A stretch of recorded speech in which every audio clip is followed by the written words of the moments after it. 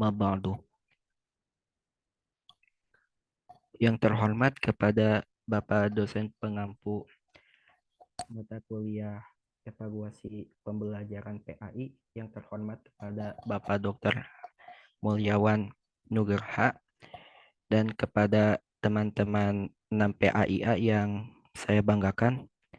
Alhamdulillah pada pagi hari ini kita bisa melaksanakan perkuliahan.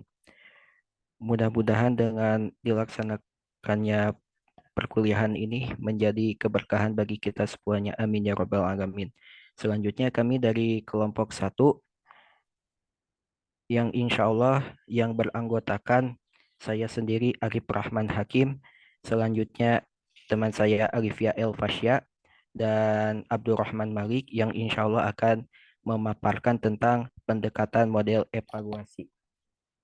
Untuk pemateri pertama saya serahkan kepada Abdurrahman Malik, kepadanya saya persilahkan. Kang Arif, saya Arif ya dulu.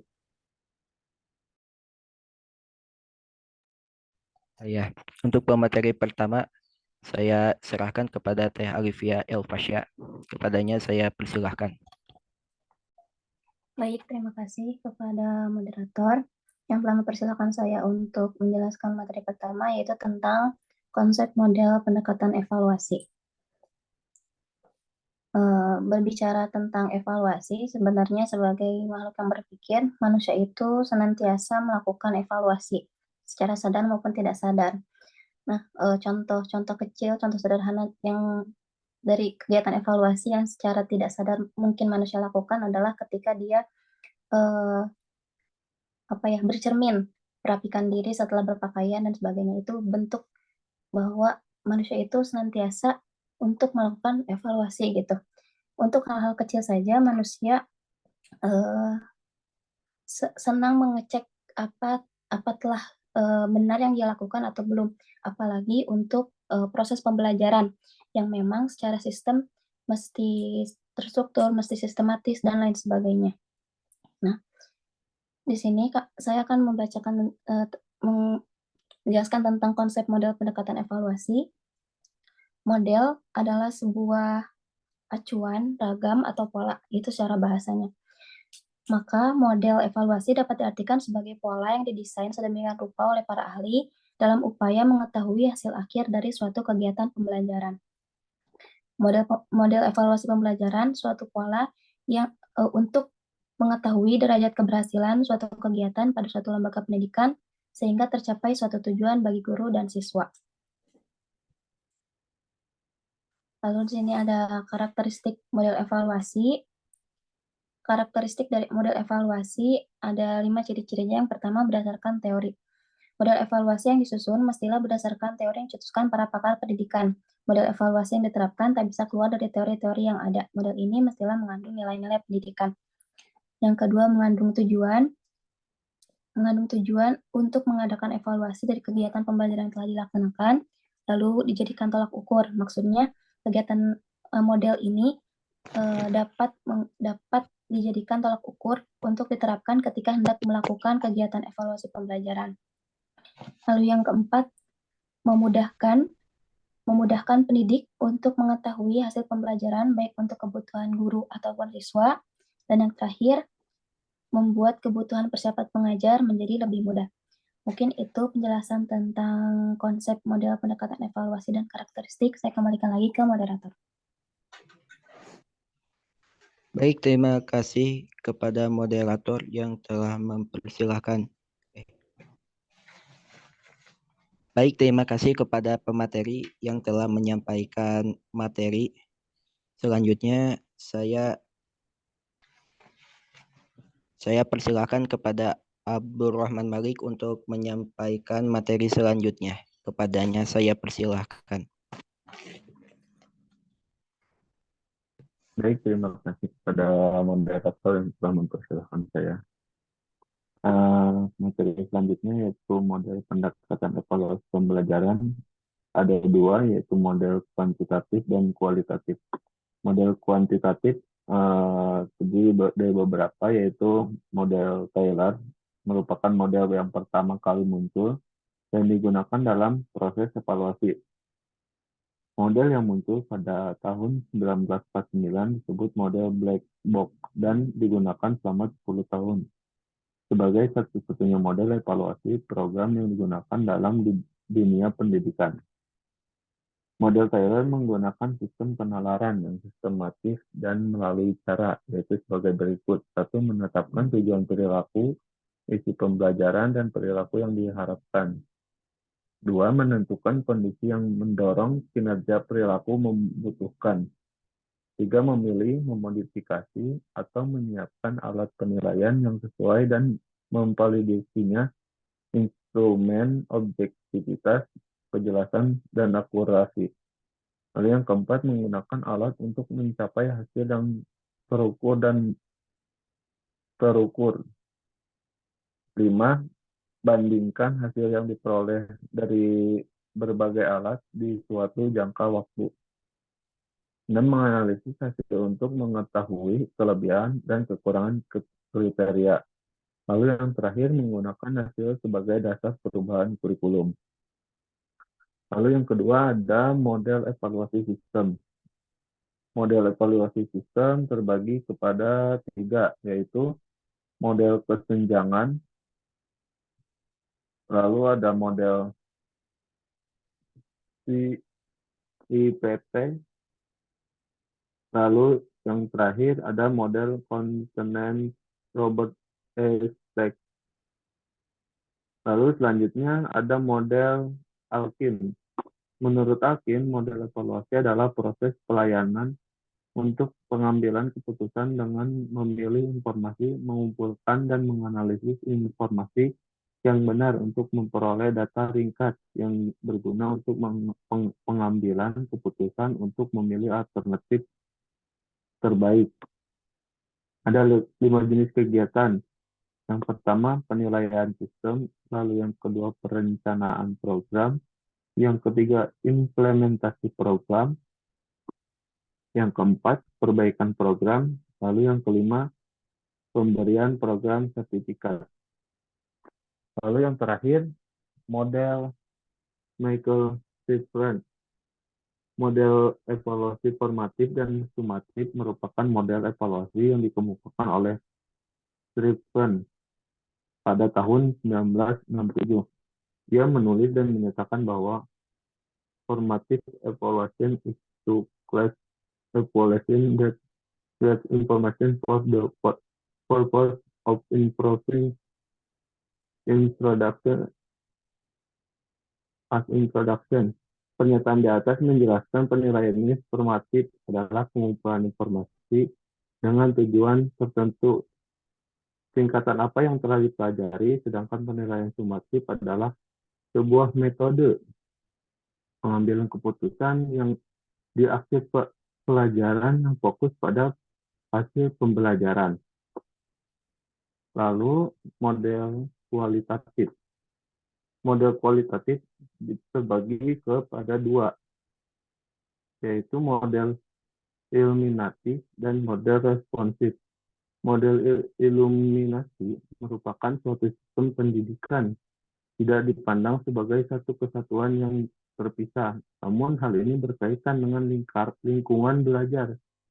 Oleh karena itu, dalam konteks sekolah sebagai lingkungan psikososial, di mana guru dan siswa bekerja sama menghubungkan kegiatan penilaian dengan lingkungan pembelajaran, memberikan penilaian situasi yang konkret namun juga kompleks.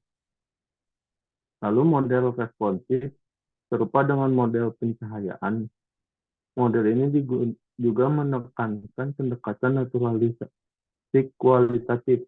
Evaluasi tidak diartikan sebagai pengukuran, tetapi sebagai pemberian makna atau gambaran realitas dari berbagai sudut pandang orang-orang yang terlibat, berkepentingan, dan peduli terhadap program pembelajaran. Mungkin cukup sekian dari yang bisa saya paparkan.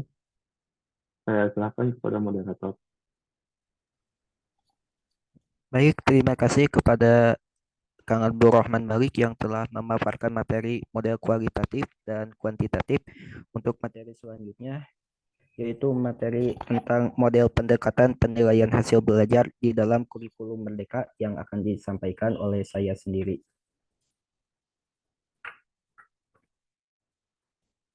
Konsep kurikulum Merdeka adalah yaitu mengembangkan kebebasan berpikir yang dimana kebebasan berpikir ini ditentukan oleh guru dan menjadi tahapan utama. Kurikulum Merdeka merupakan kurikulum yang di dalamnya yaitu pembelajaran di kelas yang bervariasi yang muatannya akan dioptimalkan untuk memastikan siswa memiliki waktu yang cukup untuk memperdalam dan memperkuat kompetensi. Dalam kebijakan kurikulum, kita tentu mengenal istilah evaluasi. Di dalam usaha mengetahui hasil akhir pembelajaran, evaluasi ini merupakan salah satu alat bantu yang menggunakan metode dan kaidah yang telah ditentukan.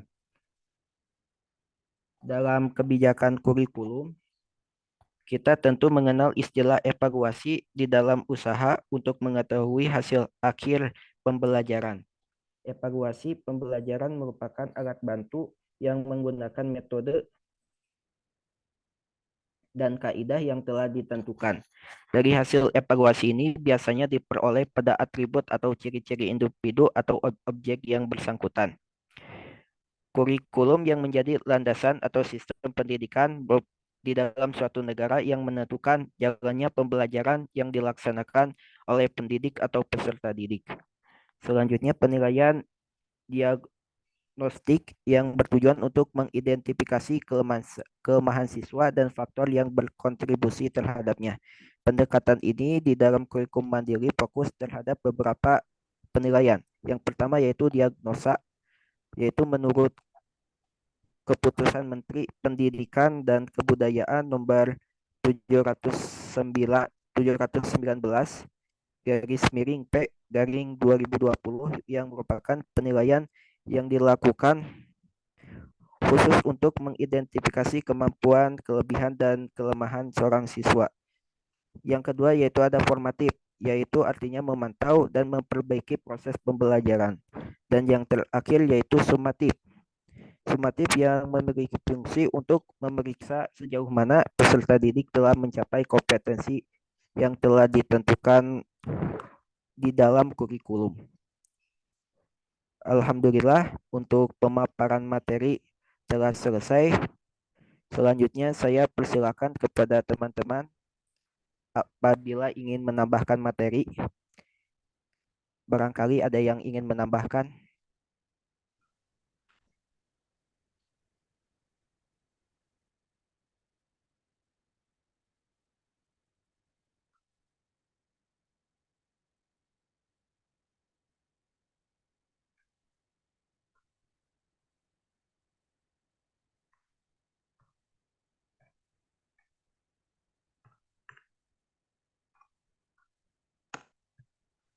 Baik, eh, baik. Mungkin tidak ada yang ingin menambahkan materi. Untuk selanjutnya saya akan buka sesi diskusi yaitu sesi tanya jawab bagi yang ingin bertanya. Saya persilahkan 3 orang penanya. Terima kasih.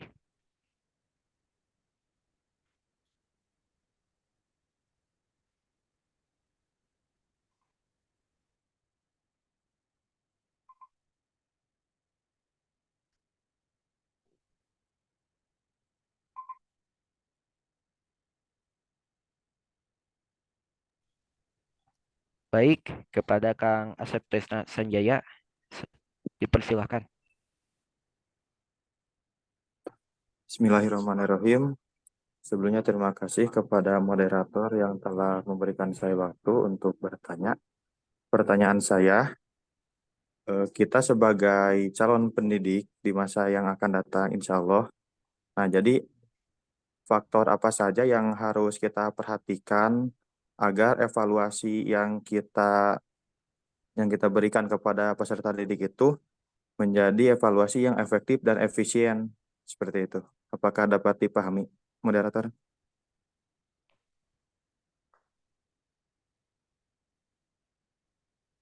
Terima kasih.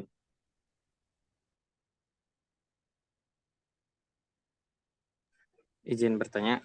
Kang Arif. Baik. Ya baik, terima kasih kepada Kang Asep. Baik, Kang Alif, Bangga. Terima kasih sebelumnya.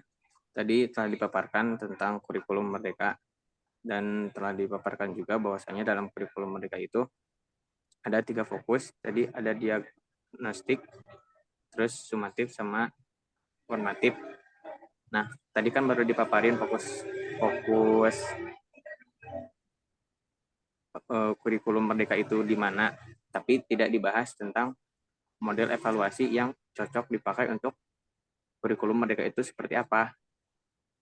Yang kayak gimana yang cocok teh model evaluasi untuk kurikulum Merdeka teh. Boleh nak tolong dijelasin?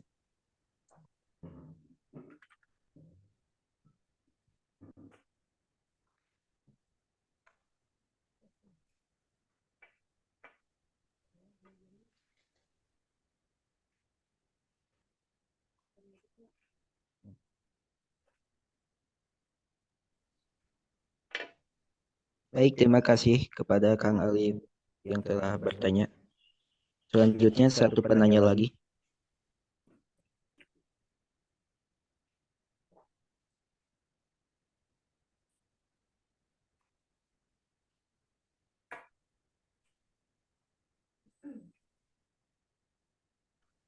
Kalau nggak ada, jawab aja dulu. Ya.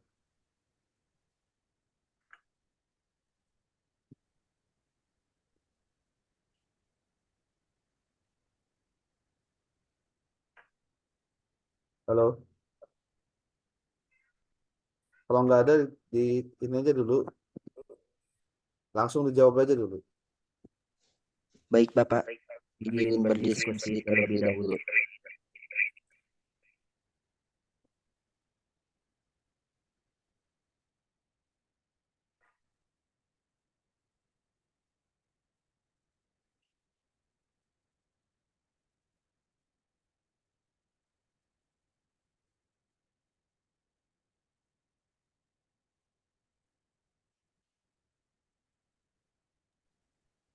Arif Rahman Hakim emang nggak baca ini, nggak baca chat Bapak di grup sama di grup.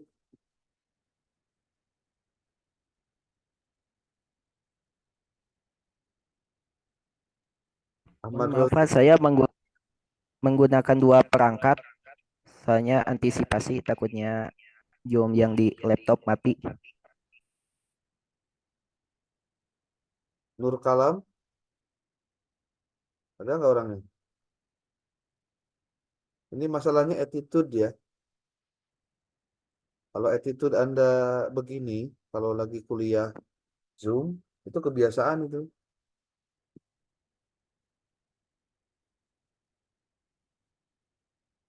Ali Muhtadi, Ahmad Rozik. Coba dibiasakan kalau sedang kuliah online itu di on kameranya. Ini Bapak dicatat beberapa orang yang tahan ini ya, termasuk nah, grup tadi sudah di screenshot tuh orang-orang yang itu.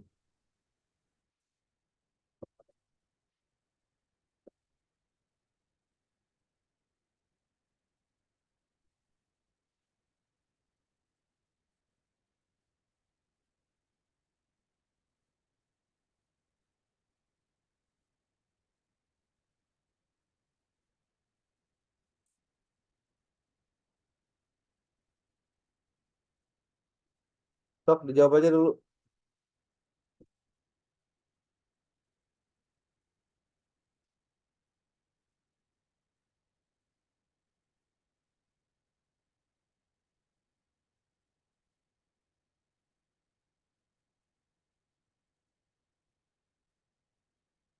Ayo, gimana ini? Halo?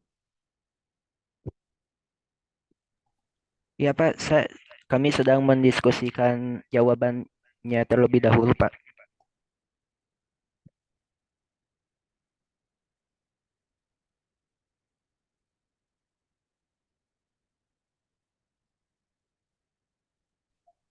Kang Arif izin menjawab pertanyaan dari Kang Alif Raihan. Ya, Mangga. tentang model evaluasi apa yang cocok untuk kurikulum merdeka. Tadi telah disampaikan bahwa dalam kurikulum merdeka itu pendekatan penilaiannya kan ada diagnosa dulu ya terlebih dahulu. Nah, maka menurut kelompok kami model evaluasi yang tepat itu adalah CHIP karena CHIP ini menekankan pada adanya pertimbangan, adanya description, adanya pertimbangan, dan membedakan adanya 3 tahapan program yaitu antecedent, transaksi, dan keluaran atau output atau outcome. Jadi pada Merdeka Belajar itu kan ada diagnosa dulu, ada pretest dulu. Nah, pretest ini sepengetahuan saya ada di model evaluasi yang CHIP itu. Mungkin itu, Kang Alif. Baik teh, dapat dipahami. Jadi artinya kalau misalkan dalam kurikulum merdeka itu biar cocok sama tadi pengetesan di awal, maka pakai evaluasi CIPP ya. Ya. Makasih teh.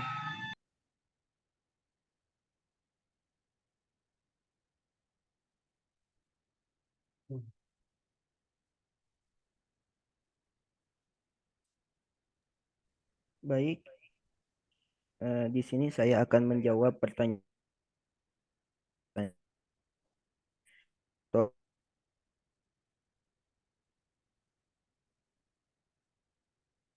sebagai pendidik.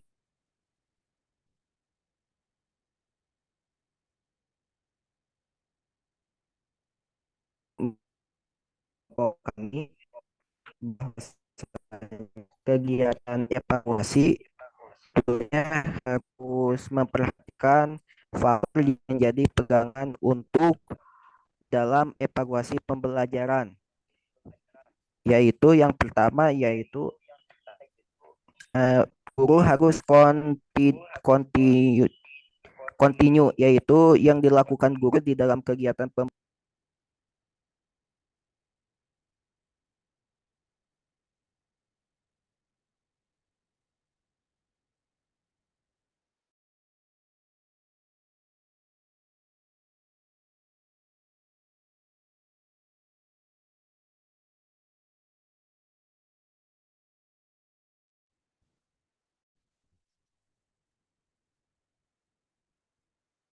Baik, saya akan lanjutkan. Mohon maaf, tadi ada kendala. Yaitu sebagai pendidik tentunya kita harus memiliki prinsip kontinuitas, yaitu apa yang dilakukan oleh guru di dalam kegiatan pembelajaran tidak hanya dilakukan saat UTS atau UAS saja. Evaluasi pembelajaran yang dilakukan guru bertujuan untuk melihat perubahan nilai yang didapatkan siswa sehingga berkesinambungan. Selanjutnya yang kedua yaitu komprehensif. Guru juga harus memperhatikan aspek kognitif dan aspek afektif siswa. Jika diperhatikan secara seksama, tidak jarang beberapa guru hanya fokus memperhatikan aspek kognitif saja. Padahal kedua aspek tersebut sama penting dan berperan. Dan yang ketiga yaitu ada kooperatif. Proses evaluasi tentunya guru harus memiliki beberapa elemen yang berperan penting di dalam perkembangan siswa seperti dari kepala sekolah, terutama guru kelas dan guru mata pelajaran dan orang tua. Dan yang terakhir yaitu objektif, yaitu penilaian hasil di dalam evaluasi ini harus bersifat objektif, yaitu berarti guru tidak memperhatikan faktor subjektif yang dapat mempengaruhi hasil belajar, seperti guru yang memiliki hubungan khusus terhadap siswa, dan ada faktor perasaan tidak tega atau hal-hal lain yang dapat mengubah pandangan dan penilaian guru terhadap kemampuan siswa. Mungkin itu jawabannya Kang Asep. Apakah dapat dipahami? Ya, dapat dipahami. Mungkin garis besarnya yang pertama itu harus, kalau bisa setiap tahap pembelajaran selesai, kita sebagai pendidik juga harus memberikan evaluasinya. Terus pas evaluasi itu telah dijalankan itu kita juga tidak, jangan mengedepankan kognitif, selalu kognitif gitu, afektifnya juga perlu. Dan mungkin yang terakhir kita juga harus bersikap profesionalitas, jangan sampai faktor-faktor yang dapat mempengaruhi profesional kita, misalnya kita jadi kasihan lah, kita jadi istilahnya jangan pilih kasih lah, harus profesional. Terima kasih dapat dipahami Kang Harif.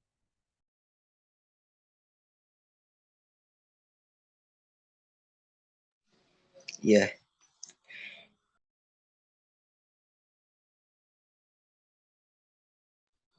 alhamdulillah untuk sesi pemaparan dan sesi diskusi dari kelompok 1 telah selesai. Untuk selanjutnya, saya akan serahkan kepada moderator kelompok 2. Kepadanya saya persilahkan.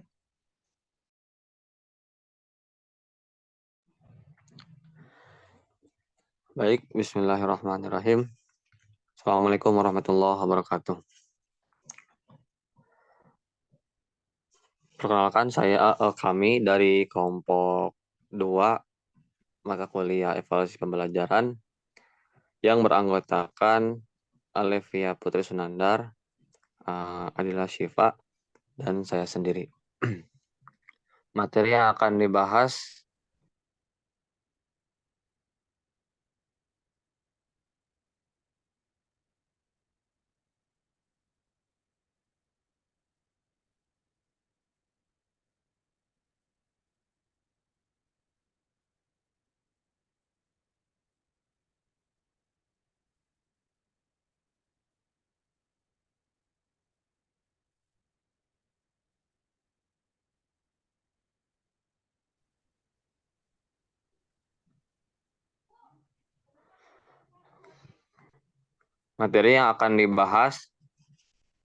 yaitu prosedur, langkah-langkah, dan teknik evaluasi pembelajaran. Untuk mempersingkat waktu, materi yang pertama akan disampaikan oleh Adila Syifa. Kepadanya Baik, terima kasih kepada moderator yang telah mempersilahkan saya untuk memaparkan materi mengenai konsep prosedur pengembangan evaluasi pembelajaran. Perlu kita ketahui bahwa sebenarnya evaluasi pembelajaran dalam sebuah pembelajaran yang baik hendaknya diadakan sebuah penelitian atau sering kita sebut dengan evaluasi, yang mana hal tersebut merupakan bagian penting dalam suatu pembelajaran. Nah, dalam melakukan evaluasi tersebut, kita bisa memakai beberapa teknik dan juga metode yang berbeda-beda yang nanti akan dijelaskan oleh pemaparan materi yang selanjutnya. Adapun konsep dasar dari prosedur pengembangan evaluasi pembelajaran dilihat pada saat pelaksanaan dan juga pengelolaan pembelajaran. Sedangkan konsep pengembangan pelaksanaan evaluasi ini adalah penentuan tujuan pembelajaran, desain evaluasi, pengumpulan informasi, data, dan lain sebagainya. Konsep dasar evaluasi ini bertujuan agar kita dapat mengetahui keberhasilan kegiatan pembelajaran secara menyeluruh dari berbagai sisi, seperti sisi kognitif, afektif, dan juga psikomotorik yang menyesuaikan dengan kemampuan belajar siswa sesuai dengan materi-materi yang telah diajarkan oleh guru. Nah, di sini bisa kita lihat bahwa standarisasi dari penilaian yaitu salah satu standar penentu atas berhasil atau tidaknya kegiatan belajar mengajar. Hal tersebut menunjukkan bahwa penilaian juga sangat berperan dalam kegiatan pembelajaran dan menjadi salah satu indikator penting yang harus dikuasai oleh guru sebagai salah satu cara untuk mengetahui berhasil atau tidaknya kegiatan belajar mengajar. Slide selanjutnya. Nah, di sini ada juga beberapa prinsip evaluasi dalam pembelajaran. Di sini kami mengutip pendapat menurut Slameto, bahwasanya menurutnya ada beberapa prinsip evaluasi. Yang pertama yaitu harus terpadu, yang kedua mengenut cara belajar siswa yang aktif, yang ketiga kontinuitas atau terus-menerus, yang keempat koherensi dengan tujuan, yang kelima menyeluruh, yang keenam membedakan diskriminasi, dan yang kelima bersifat berprinsip pedagogis.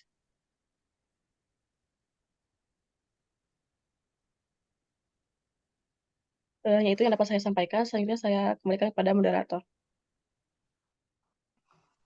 Baik, terima kasih kepada pemateri pertama.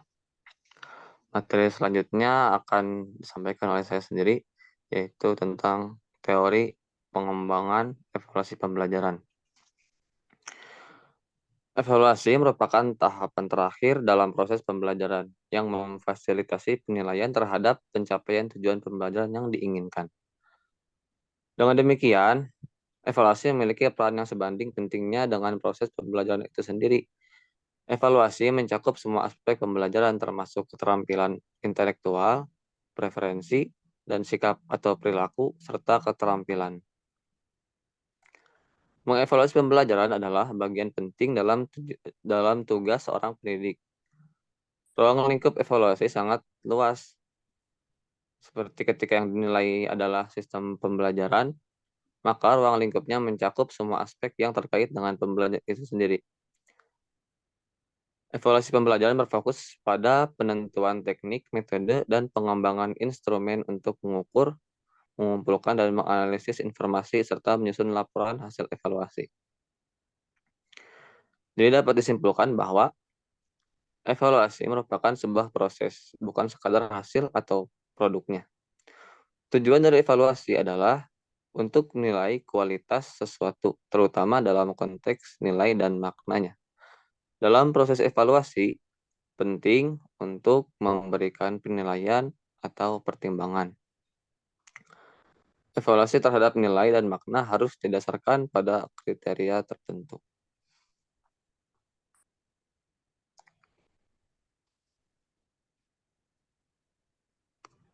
Slide selanjutnya.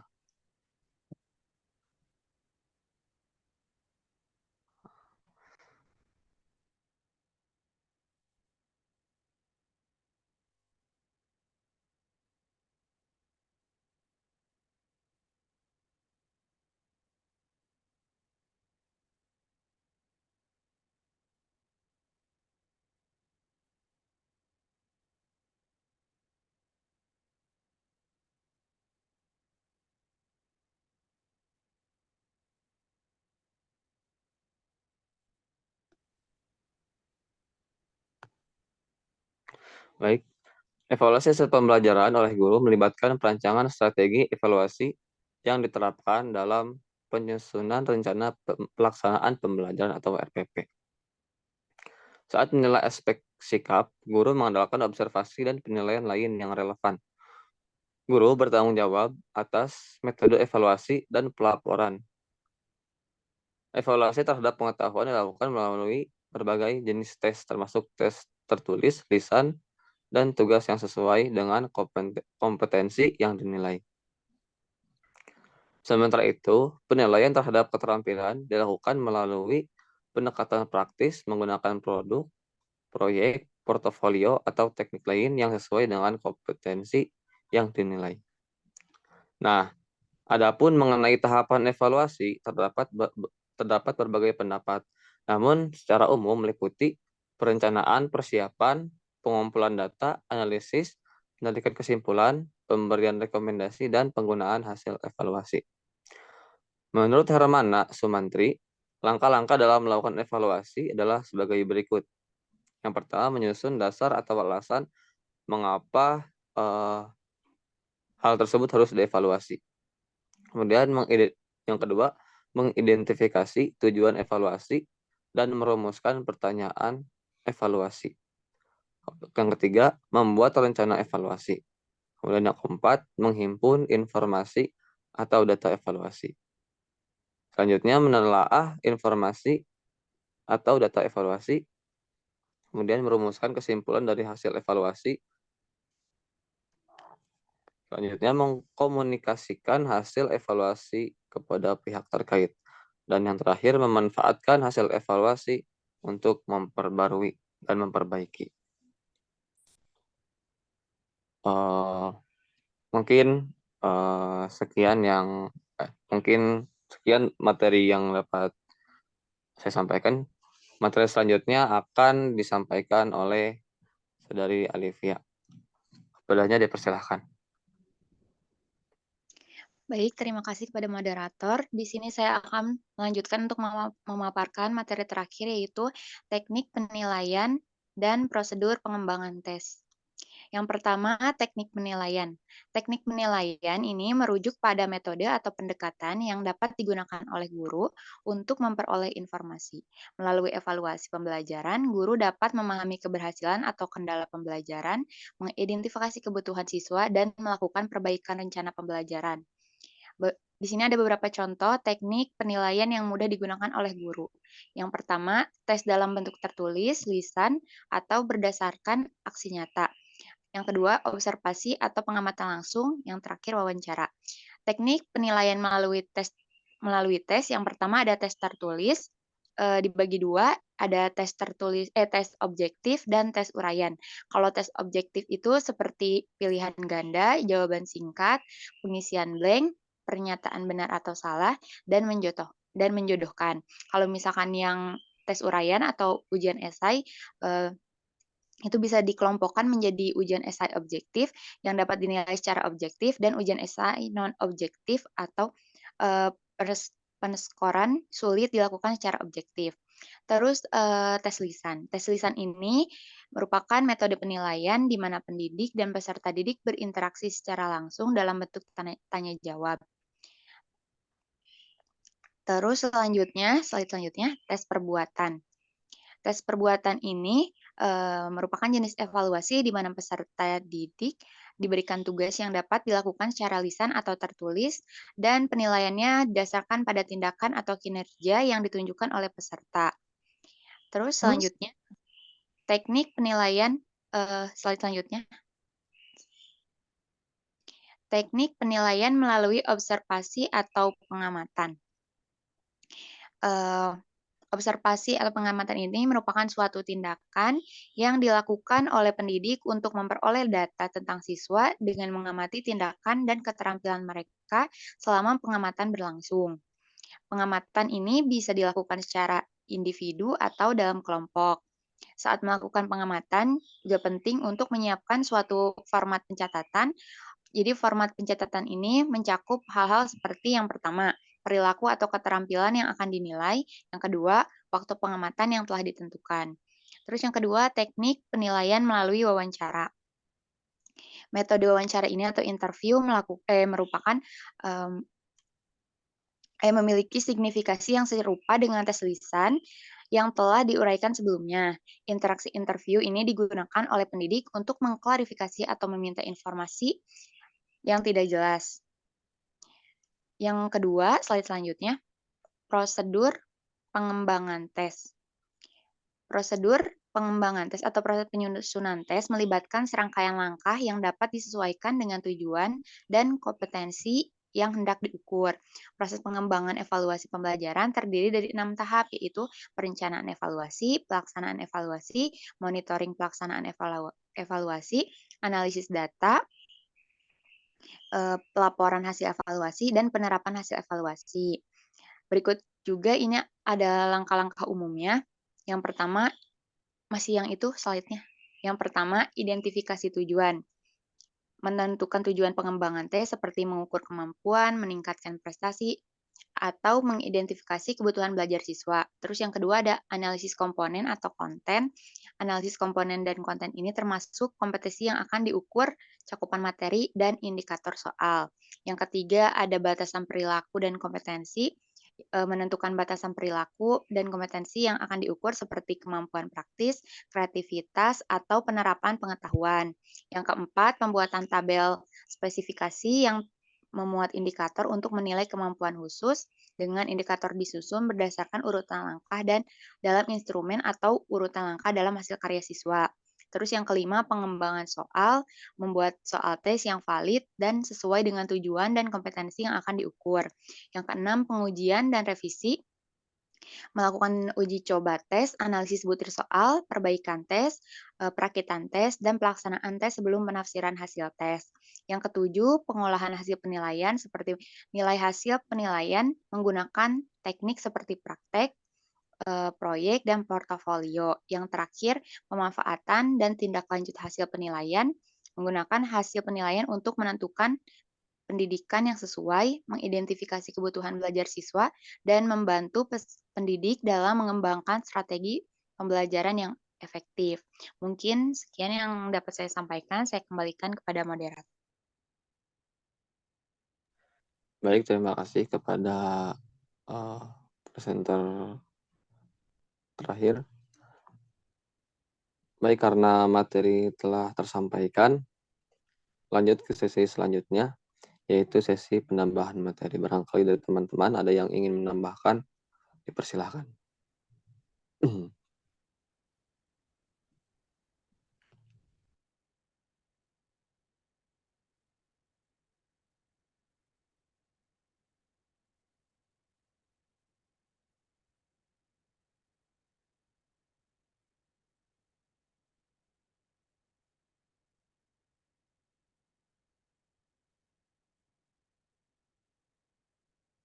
Tong diam bae atuh, Har. Ayo.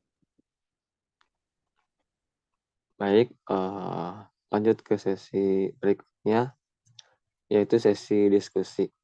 Dipersilakan kepada teman-teman yang ingin bertanya. Bentar, ini kelompok 2 nggak ada sama, nggak ada ini juga apa? Pretest dan posttestnya nggak ada. Ada, Bapak. Hah? Ada. Nah, kenapa nggak tadi pretest dulu tuh kalau gitu tuh? Ini mungkin teknik yang belum biasa kalian lakukan ya. Coba ini dikeluarin dulu gambarnya.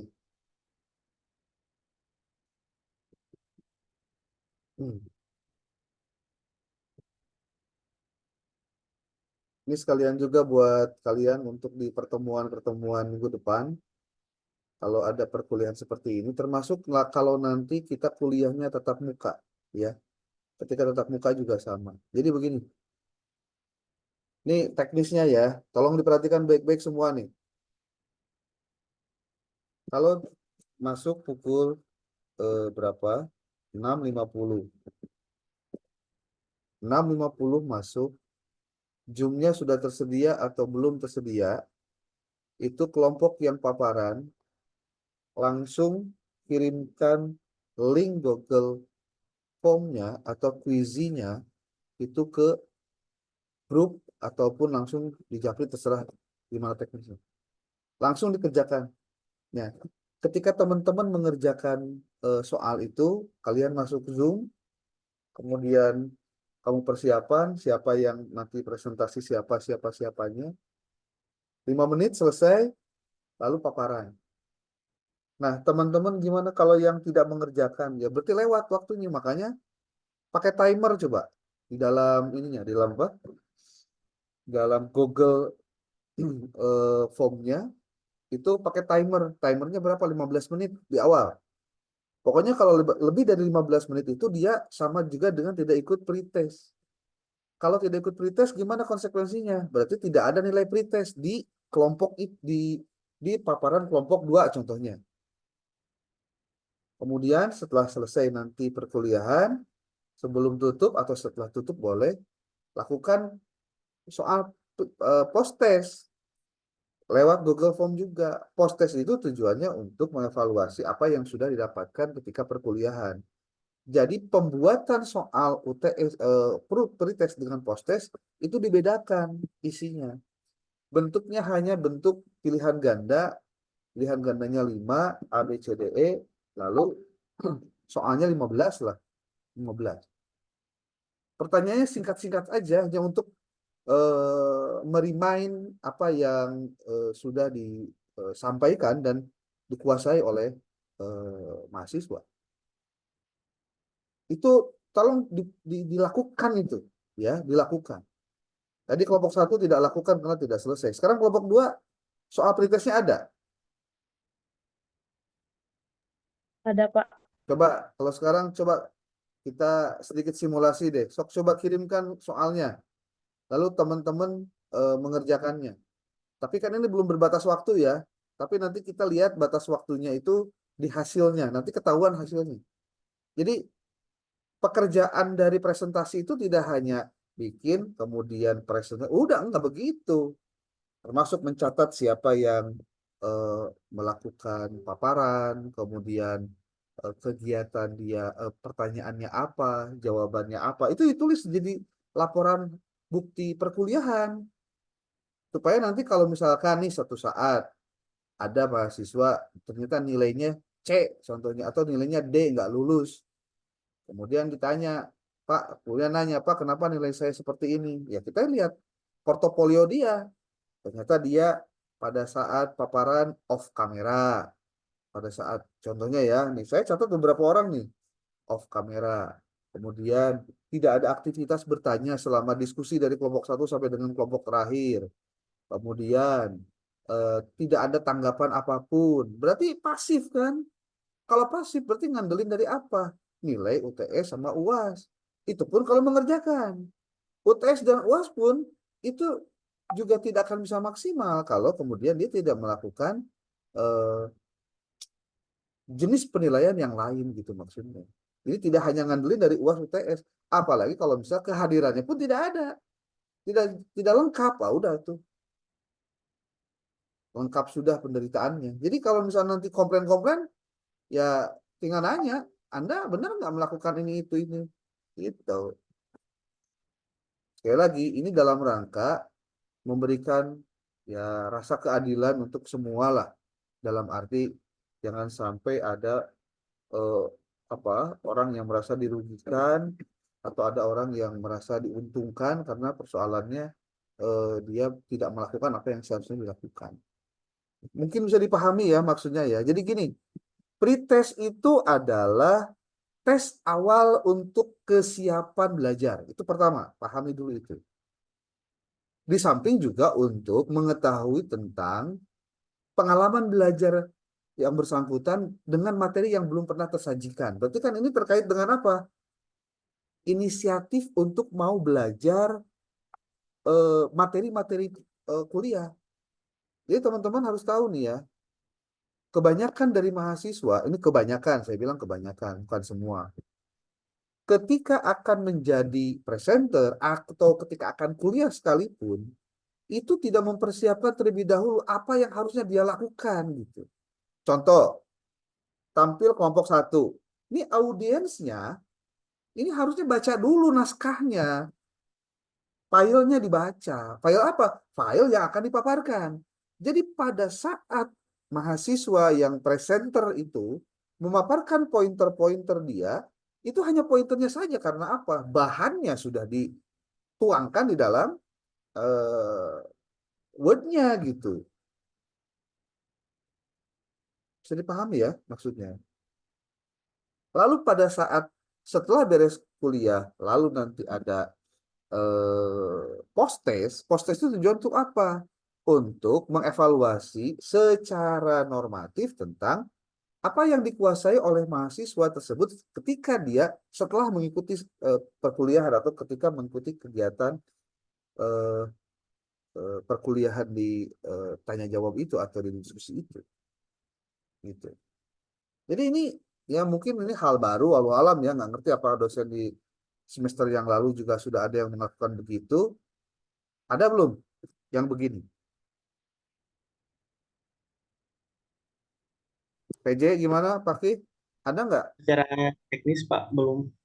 Secara teknis belum. Ya, karena memang kita mata kuliahnya mata kuliah evaluasi masalahnya. Karena mata kuliah evaluasi berarti Anda itu harus tahu tentang teknik-teknik bagaimana melakukan evaluasi. Gitu. Jadi jangan sampai jadi guru nggak ngerti cara mengevaluasi itu kayak gimana. Makanya kalau saya melihat Anda itu tidak hanya pada persoalan Anda hadir atau tidak. Oh itu mah ceritanya selesai. Tapi attitude Anda ada atau tidak? Seperti kalau dalam attitude kuliah seperti ini apa? Ya on kamera, kemudian memute-kan mic contohnya supaya tidak suara masuk ketika nanti paparan. Lalu tidak coret-coret gambar. Nanti kalau kemudian ada, ini kan suka ada yang iseng ya biasanya ya. Khayalan iseng gitu ketika presenternya menampilkan paparan, anu nyoret-nyoret gitu karena bisa dicoret-coret. Tapi kan ketahuan siapa yang coret-coret ketahuan. Itu kan bagian dari attitude perkuliahan. Walaupun dengan Zoom, sekali lagi, Zoom itu bukan alternatif pengganti, bukan sekarang itu. Karena apa? Kita sudah tidak lagi tabu ketika berbicara Zoom seperti ini. Makanya kalau ada orang yang ketika dia kuliah Zoom, tapi dia main-main, contohnya ya, seperti jalan-jalan, naik motor, atau naik mobil gitu. Itu ciri bahwa dia tidak bisa menghargai, attitude dia jelek untuk bisa menghargai bagaimana kuliah ini harusnya dia jaga dengan sebaik-baiknya. Makanya kenapa saya selalu bawel untuk urusan begini. Ini teman-teman yang dari tadi saya cek, ini masih kena paeh wae itu ya, kameranya tuh nggak nyala-nyala ini. Oke, catat ini ada, nggak usah di inilah, catat aja. Pokoknya oke, lamun tema dina akhirnya. Pak, kenapa nilai saya jelek gitu? Karena Anda di tanggal sekian off kamera lama, beberapa waktu lama. Udah gitu aja, simple. Dan saya nggak bakalan ngomong, tapi kan saya on kamera Pak, bla bla bla bla. Kamera tuh mahal. Justru saya ada buktinya. Gitu. Jadi jangan sampai saya didebat hanya untuk urusan mendeteksi dan memvalidasi apa yang Anda lakukan. Karena buat saya tidak ada untungnya juga saya bikin masalah dengan Anda. Coba, nah untungnya yang jadi untung atau rugi itu Anda kalau bikin masalah dengan saya. Itu. Ya. Makanya kita belajar untuk bisa menghargai proses ini. Termasuk Ahmad Fakih, tolong dilihat nih, ini yang hadir hanya 31 orang atau ada yang kedua akun, berarti 30 orang ini. Tolong yang tidak hadirnya dicatat, langsung di list di grup, yang hadir siapa, yang tidak hadir siapa, langsung di list di grup. Biar Bapak langsung menuliskan di dalam salam, biar tidak salah gitu. Ya. Terus Baik, langsung Pak Syah. di absen saja, langsung di absen satu-satu. Ini perhatian lah karena ini baru tampilan pertama ya, baru tampilan pertama. Yang kelompok 1 berarti ada PR, dia harus bikin pretest dan posttest. Ya, saya nggak mau tahu nih. Kalau sampai kejadian di kelompok 3 dan seterusnya, kejadian seperti ini, mohon maaf ya, Anda tidak melakukan apa yang saya minta, berarti ya sudah. Berarti saya tidak harus memenuhi apa yang Anda inginkan. Pak, saya pengen dapat nilai A, Pak. Sorry ya. Ini gitu. Udah, selesai nama. Kalau attitude Anda kurang bagus dengan tidak tidak memperhatikan apa yang saya minta. Toh ini juga buat Anda, bukan buat saya. Gitu. Ini kelompok 1 jadi catatan ya, ini karena Anda tampil pertama. Saya minta buatkan sekarang, jangan lewat hari, pastikan Anda bikin yang namanya soal pretest dan posttest. Pretestnya 15, posttestnya 15. Satu bentuknya adalah pilihan ganda. Itu pilihan ganda aja. Dan cari dari materi-materi yang kira-kira memang Anda pikir ada yang sedang, susah, mudah, itu harus ada penekanan dari sisi itu. Ya. Bisa dipahami nggak nih? Kalau nggak dipahami, nanya. So, kalau nggak ngerti, tanya. Ya. Kalau nggak ngerti, nanya. Jangan sampai udah nanti pas mau tampil, terus masih kena ngerti. Saya pasti bakal bilang, Anda tuh semester 6 loh, udah pada gede gitu. Ya. Oke, ini. Izin Bapak bertanya. Bentar, ini Arifat yang raise hand dulu, raise hand. Arifat, oke, kalau di Zoom itu etikanya kalau mau bertanya tidak langsung ngomong tapi raise hand ya. Biar nanti terdeteksi di sini siapa yang harus duluan ngomong. Oke. Arifat, sok, Muha. Bismillah Pak, izin bertanya terkait tadi post-testnya itu mengenai pretestnya itu mengenai materi-materi yang akan dibahas kan? Post-test atau pretest? Pretest. Pretest itu, nih, dengerin dulu ya. Semua ya, semua. Pertanyaan bagus nih buat mereka yang belum paham. Pretest itu artinya sebelum. Tes artinya sebelum tes. Maksudnya apa? Pretest itu adalah tes yang dilakukan sebelum paparan diberikan. Oke. Tujuannya adalah, pertama, saya tadi bilang, untuk kesiapan belajar. Siapa yang siap belajar? Jadi audiensnya kalau misalkan ada pretest, berarti kalau nggak dia ikut pretest, berarti nggak ada nilai pretest kan? Nah berarti kan dia harus siap-siap dong gitu maksudnya. Itu satu. Yang kedua, untuk mendeteksi juga tentang kemampuan dia memahami materi yang dia sudah pelajari secara mandiri, belum paparan. Oke, paham ya? Arifat, bisa dipahami? Jadi kan contoh nih kelompok 1. Kelompok 1T belum paparan. Tapi si mahasiswanya kan harus membaca dulu bacaannya, naskahnya atau artikelnya nih, artikel si kelompok 1-nya. Berarti ketika Anda memaparkan, bertanya kepada mereka itu ya hal-hal yang sudah mereka baca. Jadi asumsinya mereka baca dulu gitu loh. Asumsinya mereka baca. Maka kita berikan soal pretest untuk mengetahui tingkat keterbacaan mereka. Ketika kita sudah paparan, ya, ketika sudah paparan nih, berarti apa yang sudah kita sampaikan itu kita evaluasi lagi kepada mereka sampai sejauh mana mereka sudah menguasai. Itu post test, gitu. Oke ya.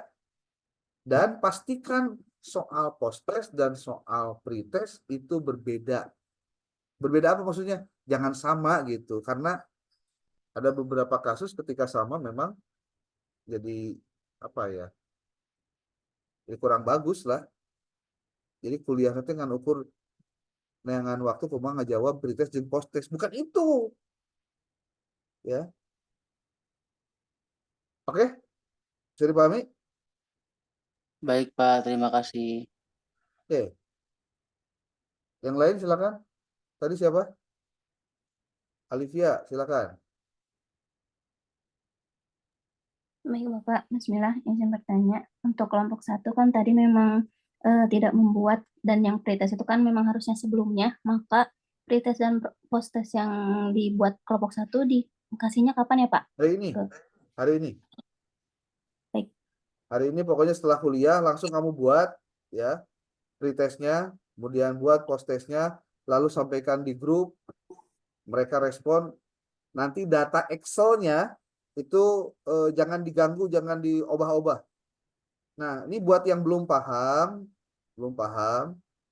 karena kita berbatas waktu, jangan sampai mereka mengerjakannya di luar hari atau di luar jam yang ditentukan, maka batasi waktunya pengerjaannya selama 15 menit. 15 menit, contoh nih, paparannya 6.50, maka beri waktu 15 menit dari situ untuk mereka mengerjakan. Lewat dari situ berarti dia tidak bisa mengerjakan dan tidak ada nilai pretest. Untuk post test gimana? Sama. Nanti post test itu kalau untuk kelompok 1 atau kelompok yang kan ada 2 kelompok satu pertemuan. Kelompok pertama berarti dia pada saat itu diminta waktu pengerjaannya di dalam perkuliahan. Kalau yang kelompok 2-nya nanti setelah beres perkuliahan ditutup. Bisa begitu.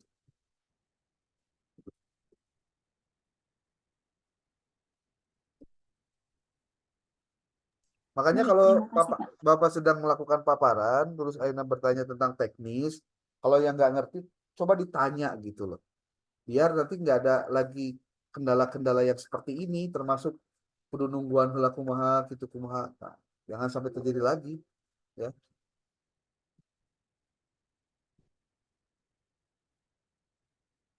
Oke. Ada yang mau tanyakan lagi, silakan.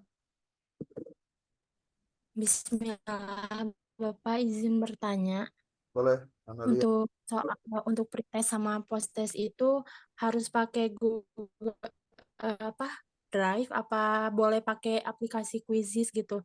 Karena kan Quizzes itu ada waktunya gitu. Jadi kalau yang terlewat ya udah gitu, nggak bisa ikutan. Justru Bapak berharap jangan pakai Google Form kalau memang tidak bisa, tapi pakai Quizy. Silakan, dipersilahkan. Mau pakai aplikasi apapun boleh, ya. Kalau Quizy gimana Pak? Lebih enak? Boleh, sok silahkan. Justru Bapak mendorong buat kalian, kan kalian tuh mau nanti praktek ngajar nih, ya. Nih Bapak kasih tahu nih, sedikit bocoran. Kamu tuh di era milenial sekarang, kemampuan menguasai aplikasi, teknologi itu menjadi penting. Nah, salah satunya dalam hal evaluasi. biar ada perhatian dari siswa nanti ketika kamu praktik mengajar, itu diposisikan kamu bisa lebih senang lagi ketika mereka mendeteksi dengan cara yang tadi teh pakai Quizy contoh. Atau pakai Kahoot kalau mau, boleh. Tahu kan Kahoot? Tahu ya? Kalau yang belum tahu, coba nonton di YouTube. Aya itu teh tutorialnya, ya. Tutorial Kahoot, YouTube, Quizy itu bisa dipakai untuk, dan itu menyenangkan loh kalau misalkan kamu tahu. Kalau buat siswa itu menyenangkan karena dia mendeteksi apa yang dan pada hakikatnya kita tuh semua senang pengen dapat nilai bagus sebenarnya. Itu hakikatnya loh. Siapa sih yang nggak mau pengen dapat nilai bagus? Tapi masalahnya bukan hanya nilai bagus atau tidak. Bagaimana cara kita membuat motivasi dia untuk mau belajar. Dan banyak riset yang menunjukkan bahwa dengan penggunaan aplikasi itu meningkatkan minat belajar. Ya. Oke, Amelia. Bisa dipahami Baik, ya? terima kasih. Oke. Ada yang lain? Pak Punten, Ya, izin bertanya lagi Pak. Rifat. Ya. Terkait teknis ini saya akan eh, untuk pengumpulan dari postesnya nanti cukup di screenshot aja gitu Pak. Bukan di Di ke screenshot, apa? bukan di screenshot, tapi hasil PDF-nya itu yang Ya, Pak. dikirimkan ke PJ, dikumpulkan. Anda kemudian di kelompok itu melakukan penilaian langsung, hasilnya diserahkan ke PJ. Jadi per PJ kelompok nanti, tuh, Hah? jadi per kelompok itu ketika bentar Pak. Jadi per kelompok itu mengirimkan artikel, PPT, sama PDF hasil post-test dan pretest seperti itu mungkin ya? Hasilnya, iya. Tapi Ya. tolong diingat dulu nih. Pertama kali yang dilakukan oleh tiap kelompok adalah mengirimkan PPT dan Word-nya dulu ke PJ. Itu pertama. Adapun soal pretest dan posttest itu tidak diberikan langsung saat itu, tetapi pada saat presentasi dia sudah siap. Karena kan tidak boleh diketahui soalnya sama PJ gitu, nyawa hari lain kelompok nama kan, itu maksudnya. Yang ketiga, nanti pada saat Anda sudah presentasi, hasil dari nilai orang pada hasil dari setiap orang pada saat melakukan pengisian terhadap pretest dan proses itu diserahkan kepada PJ, bentuk Excel boleh, bagusnya bentuk Excel aja deh, jangan PDF. Kenapa? Karena kalau dalam bentuk PDF nanti nggak bisa di copy gitu si nilainya langsung, biar cepat dimasukin karena format penilaian. Gitu. Bisa dipahami ya? Baik Bapak, turun. Oke. Ada lagi?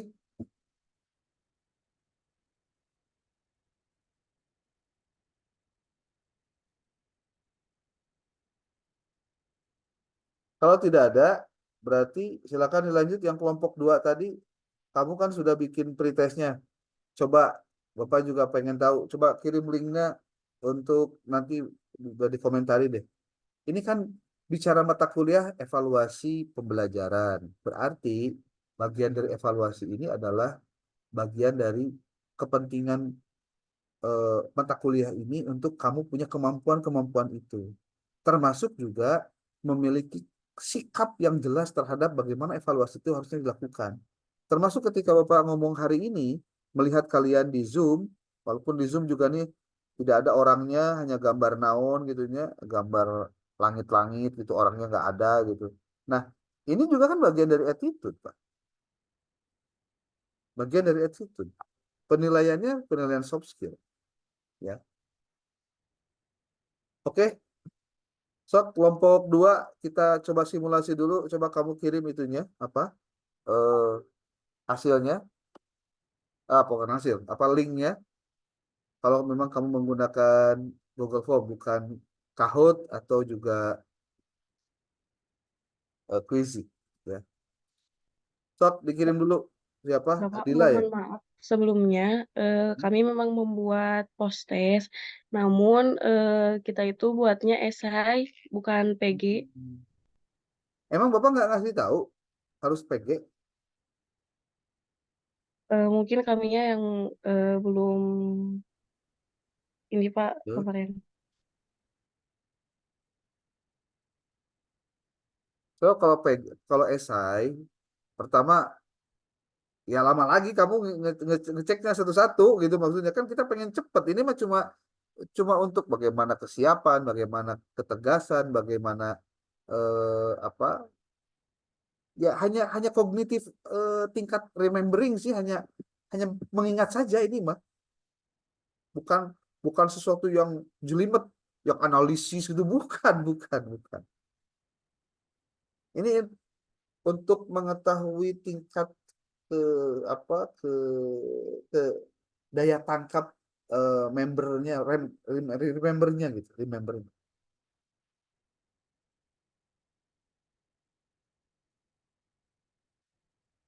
Gimana dong? Nah, ini jadi PR nih buat dua kelompok. Berarti kelompok nanti, kalau minggu depan kelompok 3 dan seterusnya, pastikan bentuknya pilihan ganda 15 buah, dikerjakan hanya dalam waktu 5 menit. Bayangkan 5 menit 15 buah itu bukan lama loh, cepet loh. Dan niatnya untuk adanya kamu punya daya ingat yang kuat terhadap apa yang materi tadi disampaikan. Itu.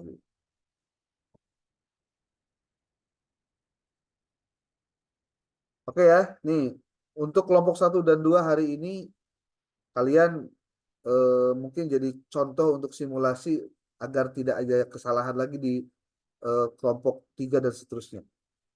Pokoknya Pak Paki ya nih, siapa PJ-nya nih, pastikan pada saat pertama kali perkuliahan mulai jam 6.50 itu kelompok yang tampil duluan mengirimkan apa soal untuk kesiapan belajar dengan mengirimkan Google Form atau Kahoot atau juga Quizy untuk pretest.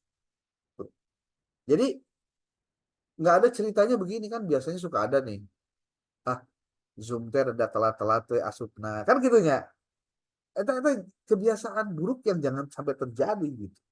Nah, kita robah cara begitu itu dengan membuat mereka siap belajar. Readiness bahasanya. Readiness itu kesiapan. Kesiapan apa? Readiness for learning. Kesiapan untuk belajar. Caranya apa? Dari awal kita sudah kasih tahu. Hari ini kita akan quiz dengan Quizy untuk pretest. Waktunya jam sekian sampai jam sekian. Orang tuh bakal harusnya itu tidak lagi biasa-biasa, tapi harus antusias untuk itu. Dan apalagi kalau misalkan diberikan warning, kalau Anda tidak dapat nilai ini, maka Anda tidak akan dapat anu-anu.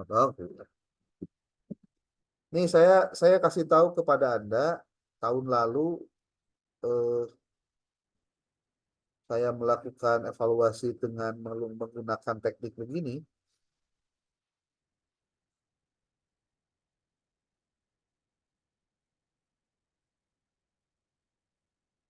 Nih, saya perlihatkan pada Anda ininya, rekapnya ya, rekapnya. Bentar, masih dibuka.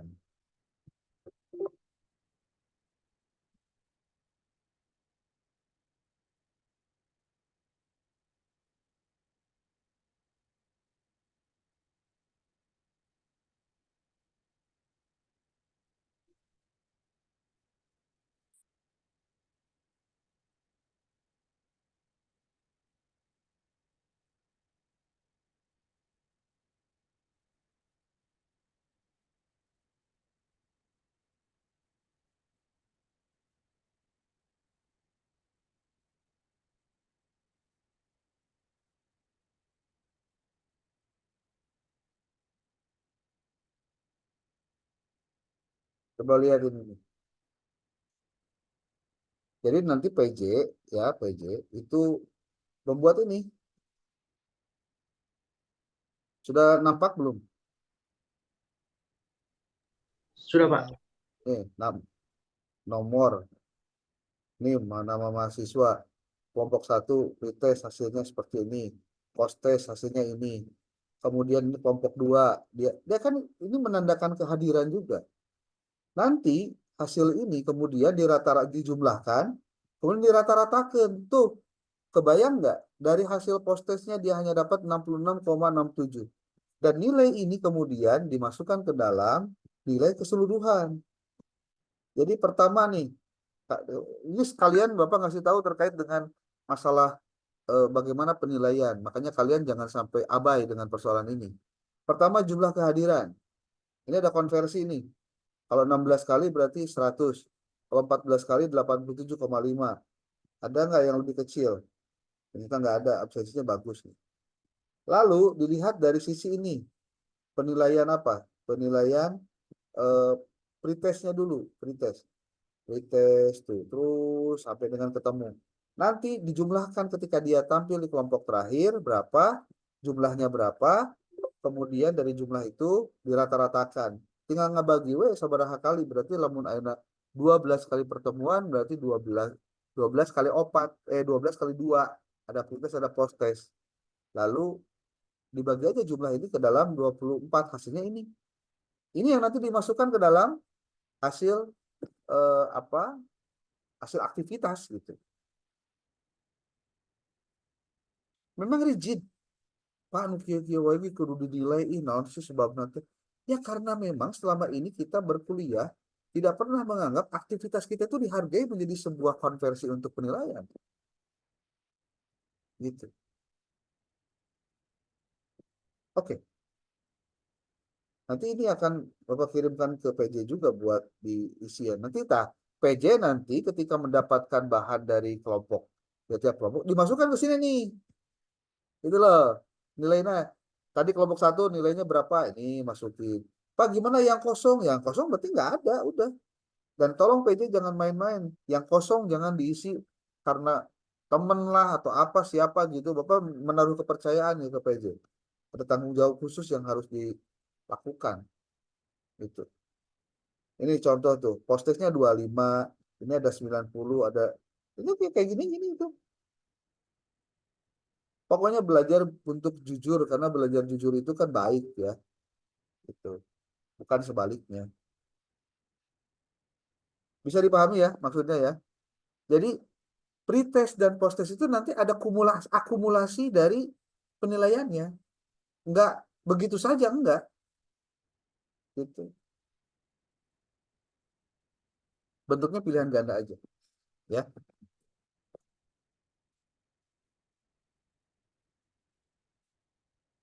Ada pertanyaan lain?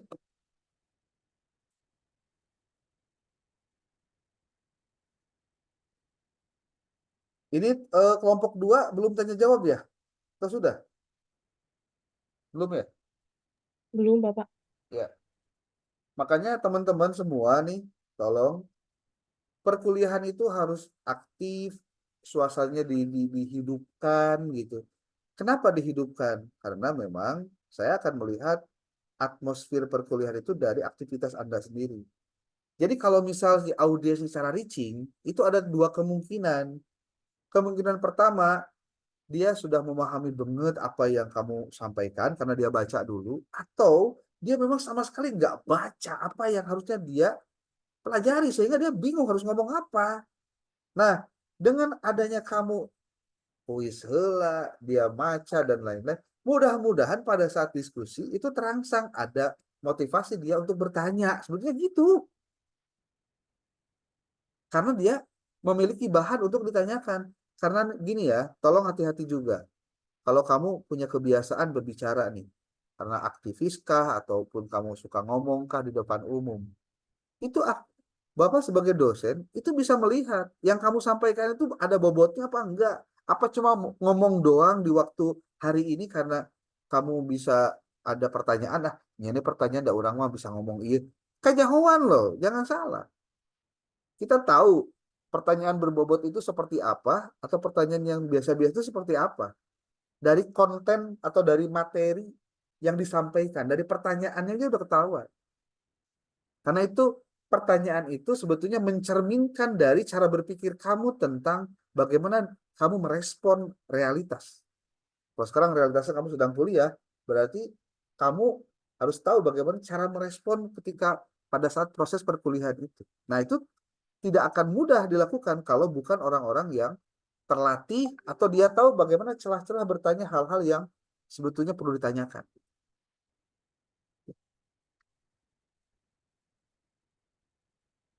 Oke, bisa dipahami ya.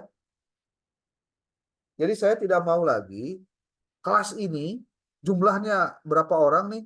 Kalau lihat di absen itu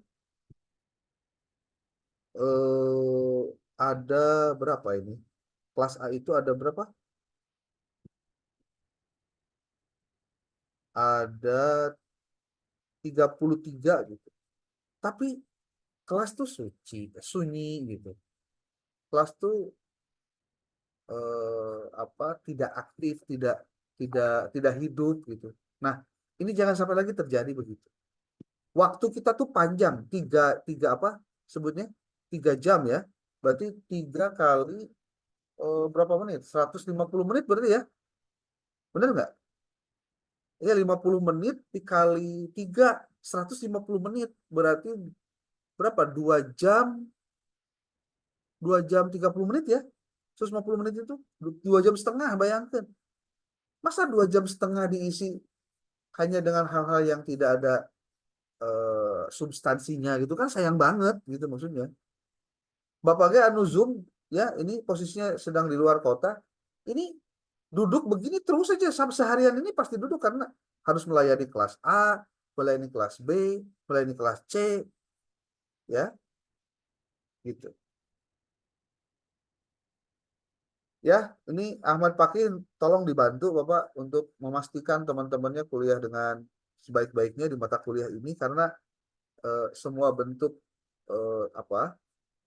proses yang kita lakukan ini akan ada catatan terkait dengan aktivitas dia seperti apa dan lain-lain. Ya. Bapak siap. Sok silakan kelompok 2 tanya jawab dulu sebelum nanti Bapak memaparkan materi.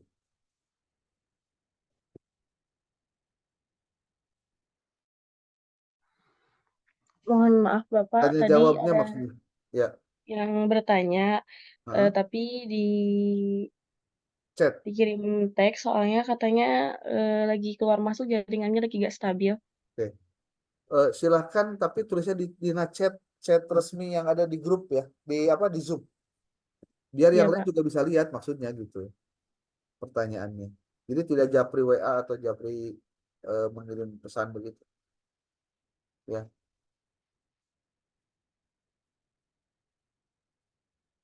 Oke, silakan dibahas aja, sok.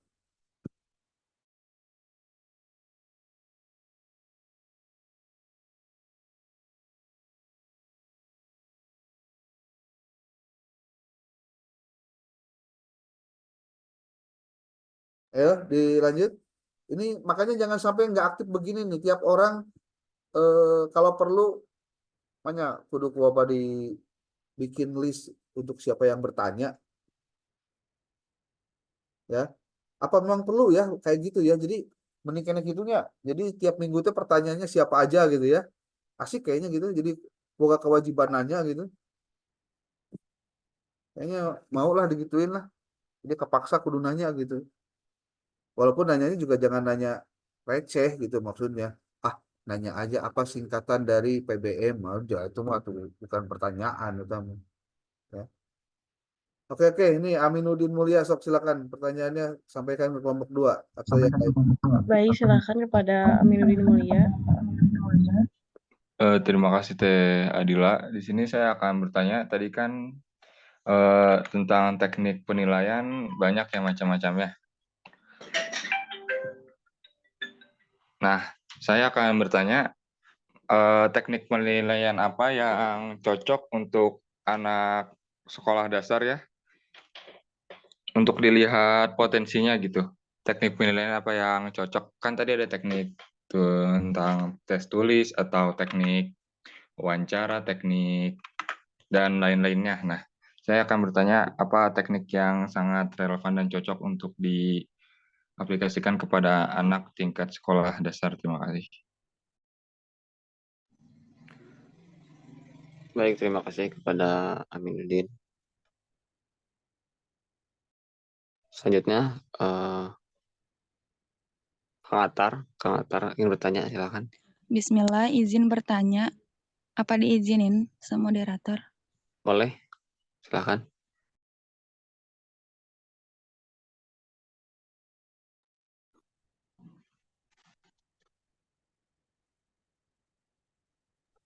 Kalau bisa, ketika bertanya itu sebutkan nama dan nomor urutnya, biar tidak salah memilih menulis.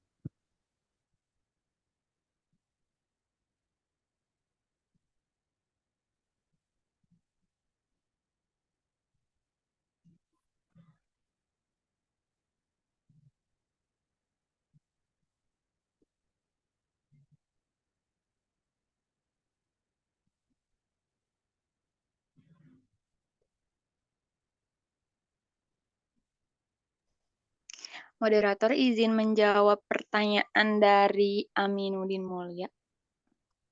Ya, dipersilakan. Di sini pertanyaannya, penilaian apa yang cocok untuk anak sekolah dasar ya? Di sini ada beberapa penilaian yang cocok untuk anak sekolah dasar. Yang pertama, tes tulis yang bersifat formatif, atau tes tulis ini berisi pertanyaan objektif seperti pilihan ganda atau isian singkat yang dapat digunakan secara formatif untuk melacak pemahaman dan pengembangan anak. Nah, terus juga ada portofolio atau yang berisi karya-karya siswa seperti gambar, tulisan, atau proyek. Terus juga ada penilaian PR atau tugas yang melibatkan siswa dalam penilaian sesama dapat mendorong interaksi sosial, kolaborasi, dan penilaian pemahaman diri. Misalnya kayak siswa dapat memberikan umpan balik konstruktif kepada rekan mereka melalui diskusi kelompok atau penilaian berbasis rubrik gitu. Terus selanjutnya juga ada penugasan atau tugas atau proyek yang relevan dengan kurikulum yang dapat memungkinkan anak-anak SD untuk menerapkan pengetahuan dan keterampilan yang telah mereka pelajari. Contohnya seperti proyek seni atau penulisan cerita pendek atau penelitian sederhana gitu. Bagaimana saudara Aminuddin? Terima kasih, dapat dimengerti dan dapat disimpulkan bahwa teknik penilaian yang digunakan untuk anak SD itu yang mudah-mudah saja yang bisa mengetahui potensi dari diri mereka masing-masing. Seperti itu. Terima kasih, Teh Alivia.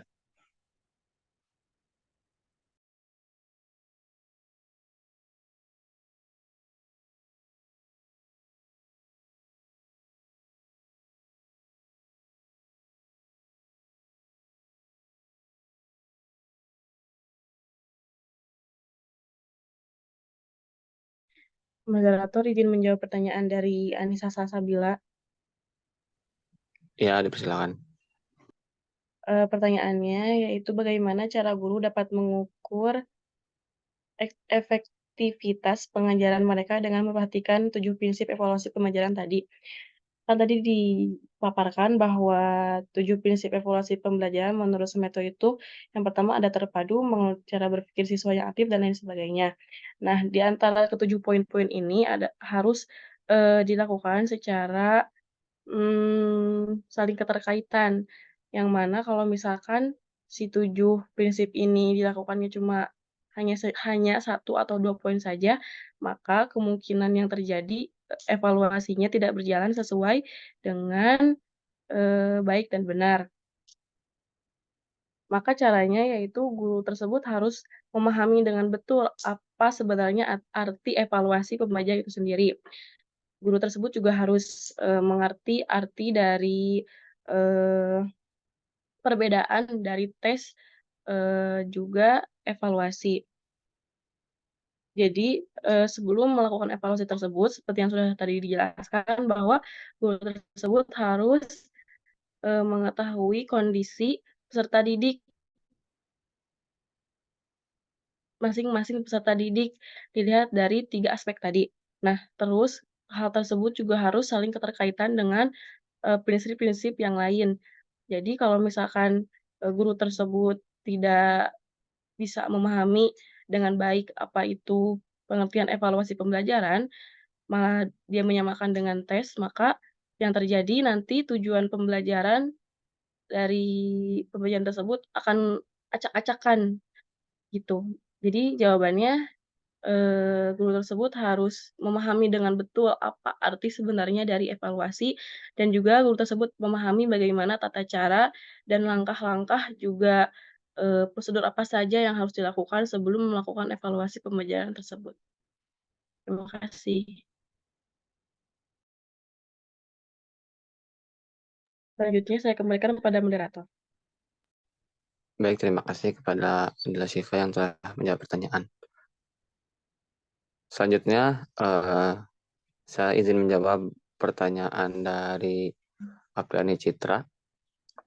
Jadi pertanyaannya, setelah membaca langkah-langkahnya, terdapat langkah mengkomunikasikan hasil evaluasi ke pihak terkait. Nah, pertanyaannya pihak mana saja yang dilibatkan mulai dari langkah awal hingga akhir dan apa peranannya dalam evaluasi. Pihak yang terkait dalam evaluasi, khususnya evaluasi pembelajaran, yang pertama adalah guru atau pengajar. Guru bertanggung jawab untuk mengajar materi, membuat penilaian, dan melakukan evaluasi terhadap kemajuan siswa. Kemudian yang kedua, siswa itu sendiri. Siswa bertanggung jawab untuk belajar dan mengikuti instruksi yang diberikan oleh guru, serta menerima umpan balik dari evaluasi yang dilakukan. Kemudian yang ketiga, orang tua atau wali murid. Orang tua atau wali murid berperan dalam mendukung pembelajaran anak-anak dan terlibat dalam memberikan umpan balik serta mendukung proses evaluasi. Kemudian yang keempat, kepala sekolah atau pimpinan lembaga pendidikan. Kepala sekolah bertanggung jawab untuk memastikan bahwa sistem evaluasi dan pembelajaran berjalan dengan baik di institusi mereka. Kemudian yang kelima, tim kurikulum. Tim kurikulum itu bertanggung jawab untuk merancang kurikulum yang sesuai dan relevan dengan standar pendidikan yang berlaku. Mungkin itu jawabannya. Ya, terima kasih dapat dipahami. Baik, karena sesi diskusi telah selesai, maka diskusi kelompok 2 kami tutup.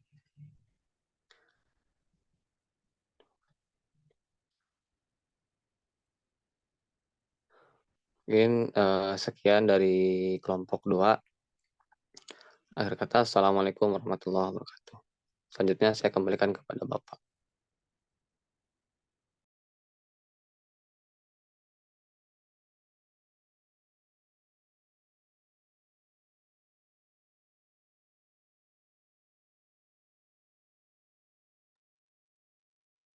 Arjun, ini yang di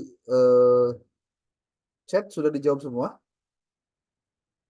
Sudah, Pak. Oke. Ini pertanyaannya di copy, disimpan untuk dijadikan sebagai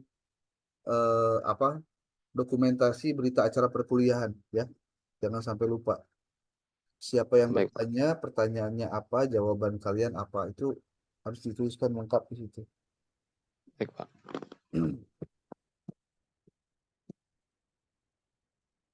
Oke. Kelompok 1 tadi berbicara materinya yang masih materi awal, ya, materi dasar, yang itu adalah tentang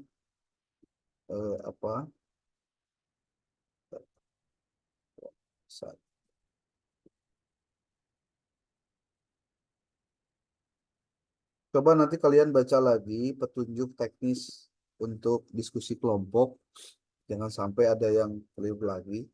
Kemudian yang kedua, ini kita sedang berbicara tentang eh, materi dasar di kelompok 1, yaitu tentang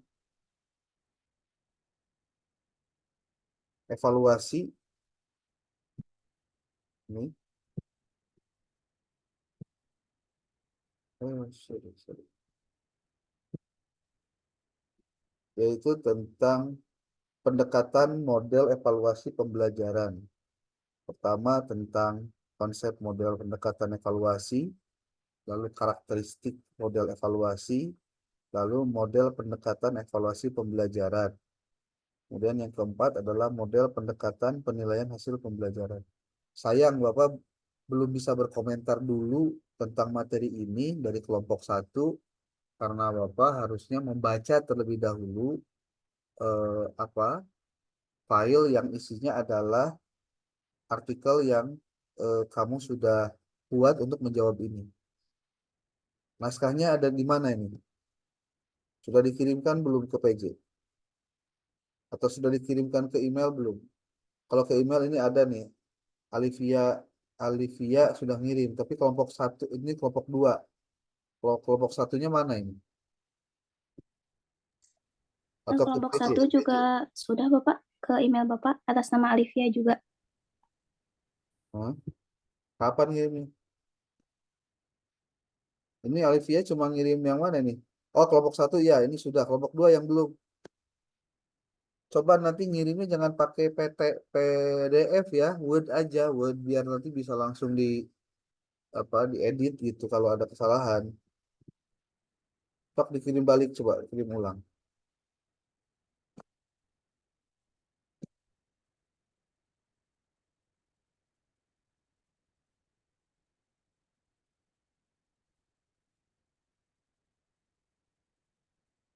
Nah, ini juga ada kekeliruan dalam penulisan ini ya, penulisan kutipan gitu. Jadi penulisan kutipan itu jangan setelah titik tuh nama orang dengan tahunnya, tapi sebelum titik. Coba nih perhatikan nih. Kelihatan nggak? Nih, ini titik ya, evaluasi di sini Amril et al. 2023. Ini harusnya ini posisinya di sebelum titik ini, sebelum titiknya evaluasi nih. Termasuk ini juga sama nih, bukan titik di sini terus di sini ada kutipan sumbernya, bukan, keliru ya. Ini kelompok berapa? Kelompok 1 ya.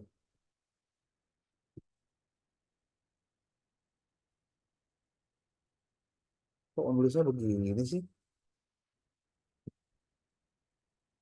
Nanti dikasih tahu lagi. Oke, ya seharusnya tidak begini ya. Konsep model pendekatan, karakteristik model. Ini harusnya dielaborasi lagi nih.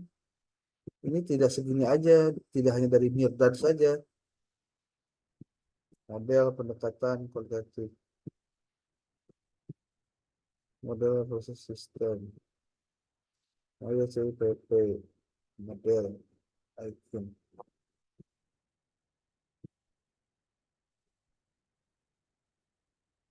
model kualitatif. Tapi ini kebanyakan bukan artikel jurnal ya, kamu banyak buku ya. Artikel jurnal berapa biji nih?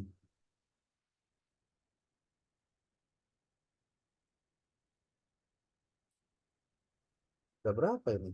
Sedikit amat.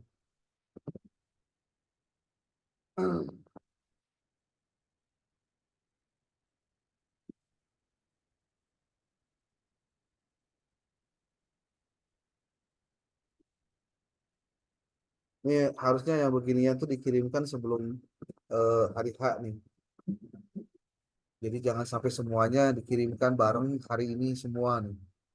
Sekarang Bapak minta dibantu PJ dibuatkan Google Drive-nya semua untuk nanti Bapak dapat mendeteksi langsung persoalan-persoalan begini ya. Ya. Ini kelompok 2-nya coba sekalian dikirimkan.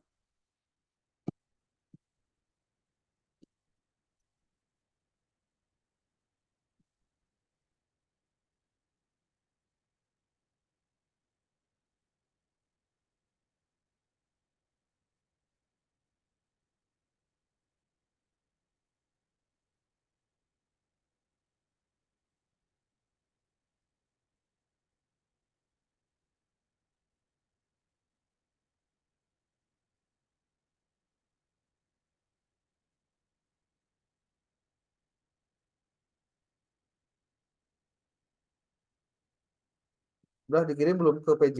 Itu yang kelompok 1 sampai dengan semua kelompok.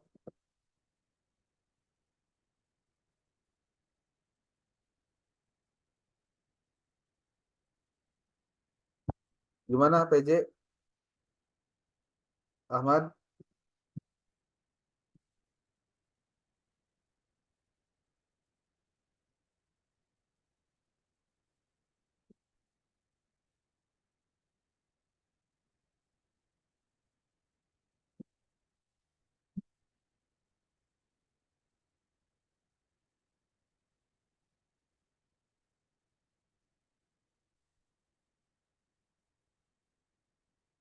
PJ mana PJ? Pakih mana Pakih? Bapak maaf ini lagi dikirimin yang kelompok 2. Oh.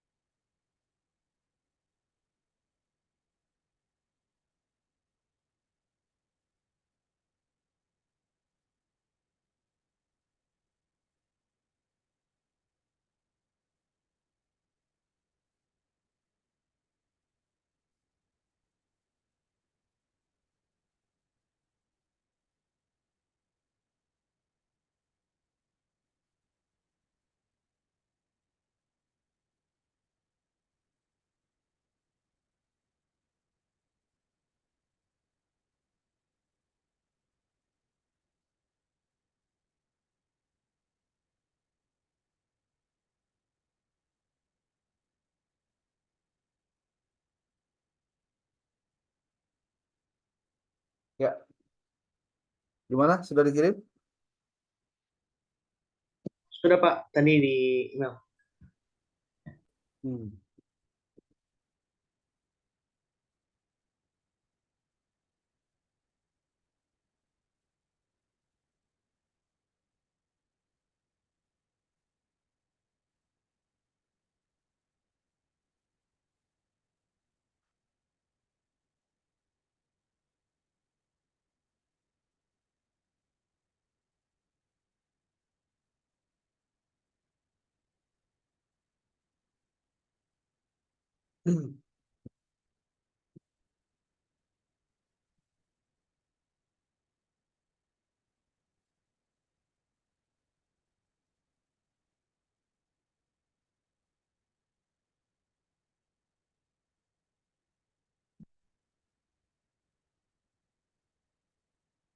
Oke, sebagai bagian dari paparan ini, kita coba menyampaikan terkait dengan pokok bahasan yang tadi disampaikan oleh kelompok 1.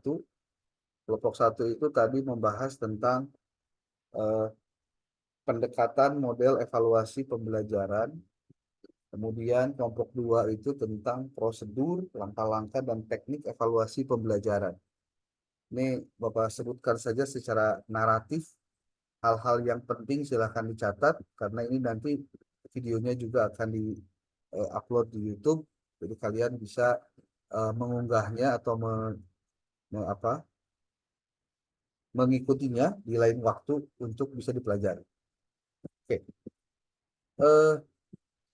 Terkait dengan materi pertama kelompok 1 itu adalah tentang pendekatan model evaluasi pembelajaran dengan 4 pembahasan.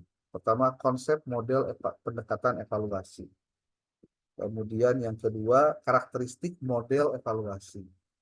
Yang ketiga, model pendekatan evaluasi pembelajaran. Yang keempatnya, model pendekatan penilaian hasil belajar dalam kurikulum merdeka. Di dalam materi yang dibuat oleh kelompok 1 dan juga kelompok 2, materinya sudah dituliskan dengan lengkap. Walaupun kita juga memerlukan insight baru. Insight itu artinya wawasan baru. Untuk apa? Memperkaya hasanah keilmuan kita terkait dengan masalah ini. Nah, sekarang terkait dengan model evaluasi pembelajaran. Sebetulnya apa yang harusnya dibahas di sini, ya?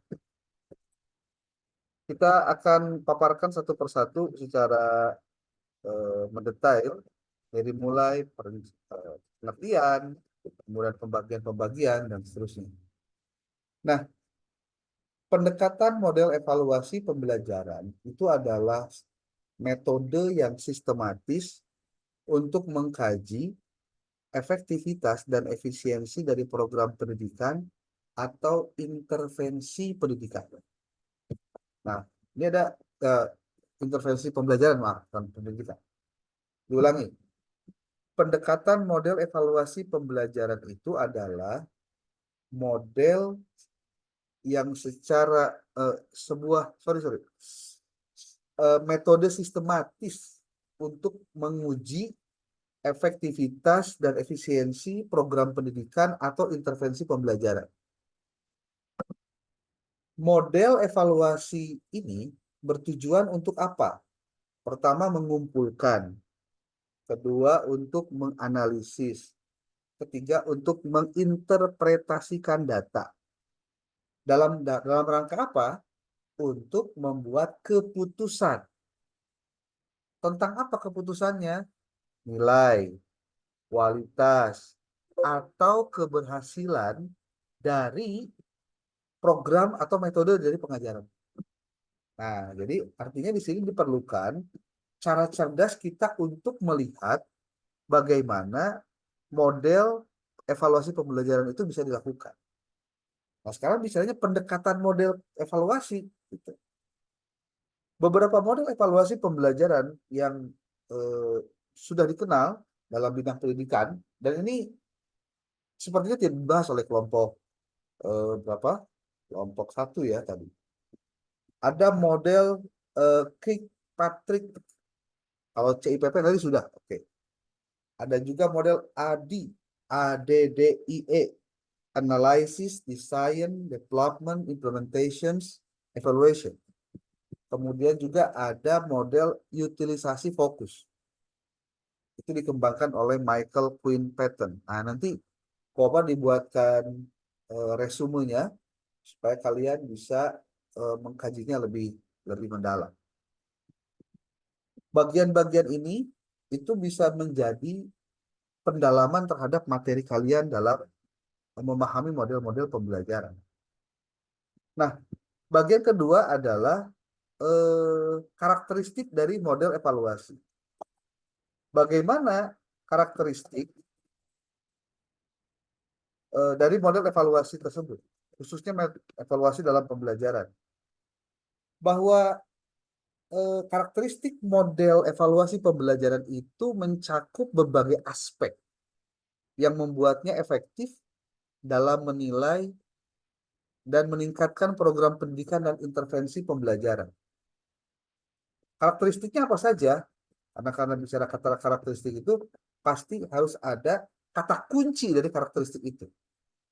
Oke, beberapa karakteristik utama dari karakteristik model evaluasi pembelajaran itu adalah, pertama adalah kesistematikannya.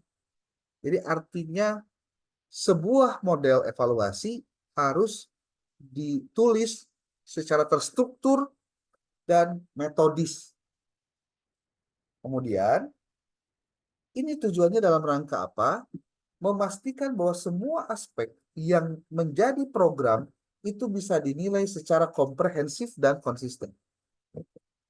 Kita belum bicara tentang proses pembelajaran ya. Ini dalam rangka keumuman ini. Bahwa karakteristik dari model evaluasi pembelajaran itu harus pertama sistematik loh. Yang kedua adalah objektif. Maksudnya objektif gimana? Bahwa evaluasi itu harus objektif. Objektif itu artinya apa adanya, sesuai dengan objeknya. Kenapa harus objektif? Karena dengan keobjektifannya itu, dia bisa mengurangi bias terhadap sebanyak mungkin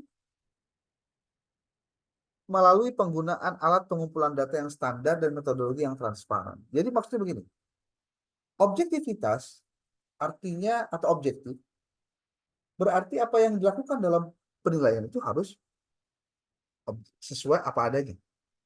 Nggak boleh ada intervensi di situ. Sehingga dengan cara itu kita bisa tahu apakah alat pengumpul data yang digunakan itu sudah tepat atau belum gitu. Walaupun digunakan oleh manusia. Yang ketiga adalah kegunaan, utility. Maksudnya apa kegunaan? Bahwa hasil dari evaluasi ini harus relevan dan berguna bagi pemangku kebijakan. Tadi ada pertanyaan, pemangku kebijakannya siapa saja? Pemangku kebijakan itu atau stakeholder bahasanya, itu bisa dilihat dari berbagai aspek. Ada stakeholder internal dan juga eksternal. Internal siapa saja? Internal itu ya kepala sekolah, yayasan kalau misalkan lembaga pendidikannya swasta, lalu ada Kementerian Agama juga. Loh, apa kepentingannya Kementerian Agama dengan evaluasi? Loh.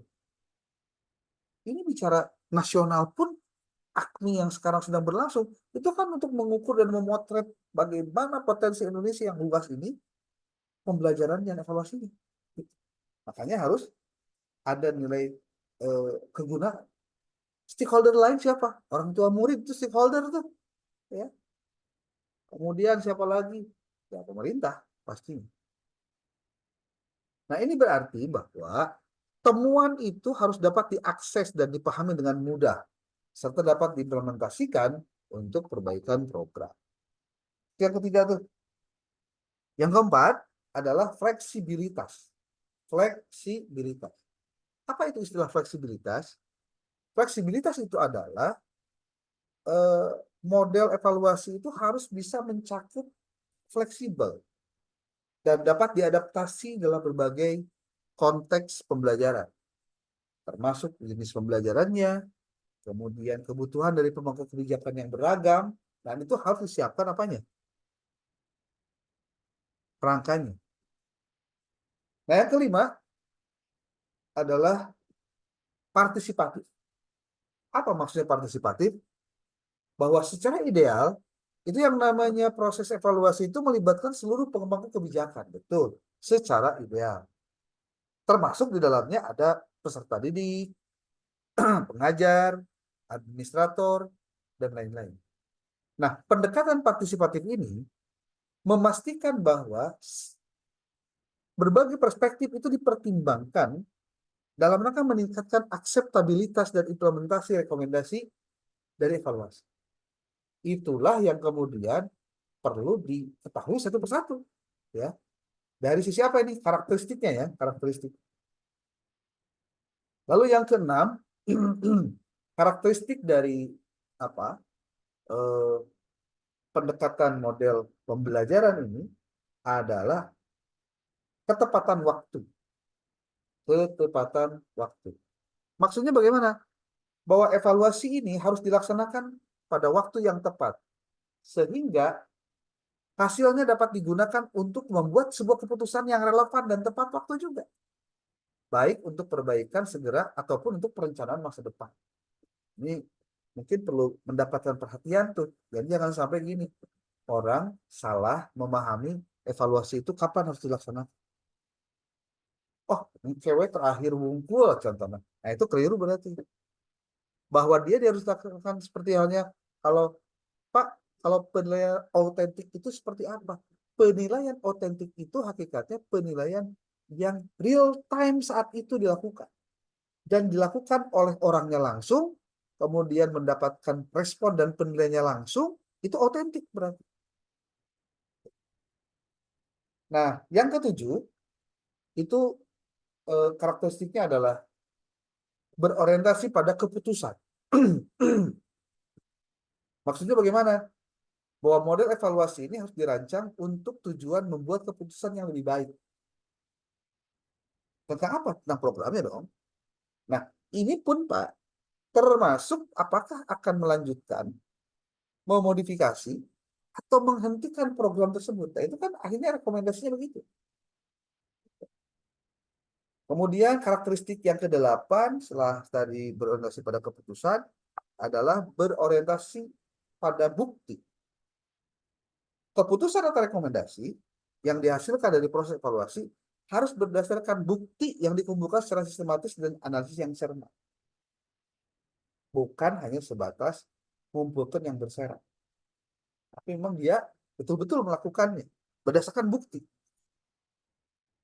Kemudian yang ke-9, karakteristik dari apa utama dari model evaluasi pembelajaran itu adalah yang namanya multi perspektif.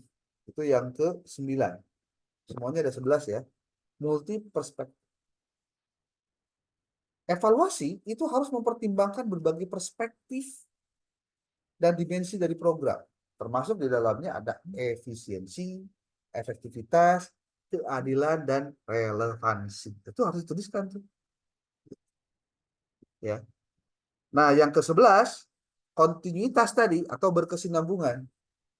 Bahwa evaluasi itu sebaiknya bukan hanya satu kali kegiatan, tapi proses yang berkelanjutan dan memungkinkan penilaian dan perbaikan itu dapat dilakukan secara terus-menerus.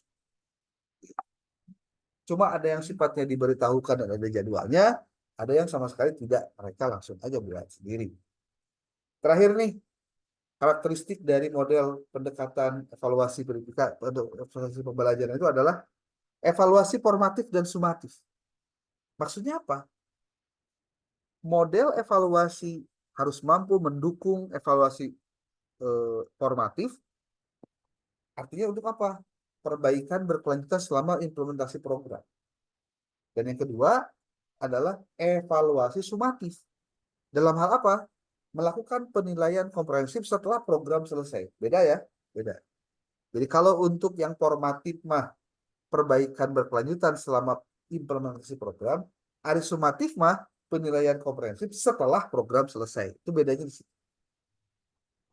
Nah, karakteristik ini akan membantu memastikan bahwa evaluasi pembelajaran itu memberikan wawasan yang kuat dan penghargaan terhadap efektivitas dan efisiensi program pendidikan. Mudah-mudahan bagian ini di-highlight oleh kalian, jadi sesuatu yang penting untuk dipelajari. Oke, mungkin ada yang bertanyakan, silakan.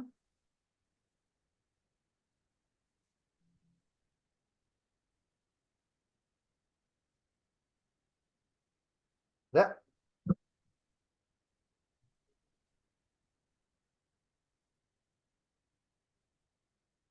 Halo. Saya ditinggal tidur apa ini?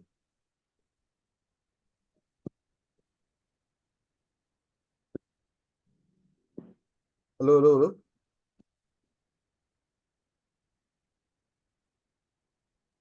Bapak izin bertanya, Ya, boleh. tadi agak tertinggal sebelum berorientasi pada bukti itu berorientasi pada apa, Pak? Berorientasi pada keputusan. Nanti Bapak coba kirim di grup lah. Ada kesistematikan, objektivitas, kegunaan, fleksibilitas, partisipatif, ketepatan waktu, berorientasi pada keputusan, multi perspektif, berkesinambungan, dan evaluasi formatif dan sumatif. Itu adalah karakteristik dari ini apa model evaluasi pembelajaran.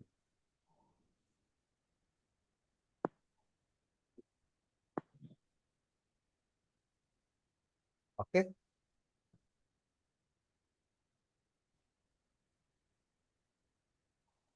Baik, terima kasih, Pak. Ya.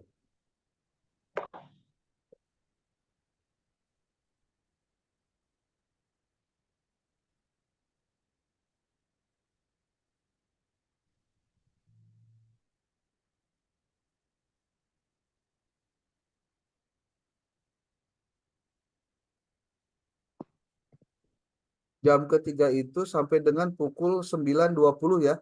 Berarti sekarang sudah selesai nih. Benar nggak? 6.50 sampai dengan 9.20. Oke. Mungkin untuk hari ini kita cukup sekian. PJ mohon dibantu untuk kelanjutan dari perkuliahan ini seperti apa. Dan minggu depan tolong lebih disiapkan lagi teman-temannya bertanya-nya dan lain-lain. Ya.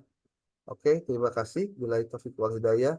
Wal muwafiq ila aqwamit thoriq. Assalamualaikum warahmatullahi wabarakatuh. Waalaikumsalam.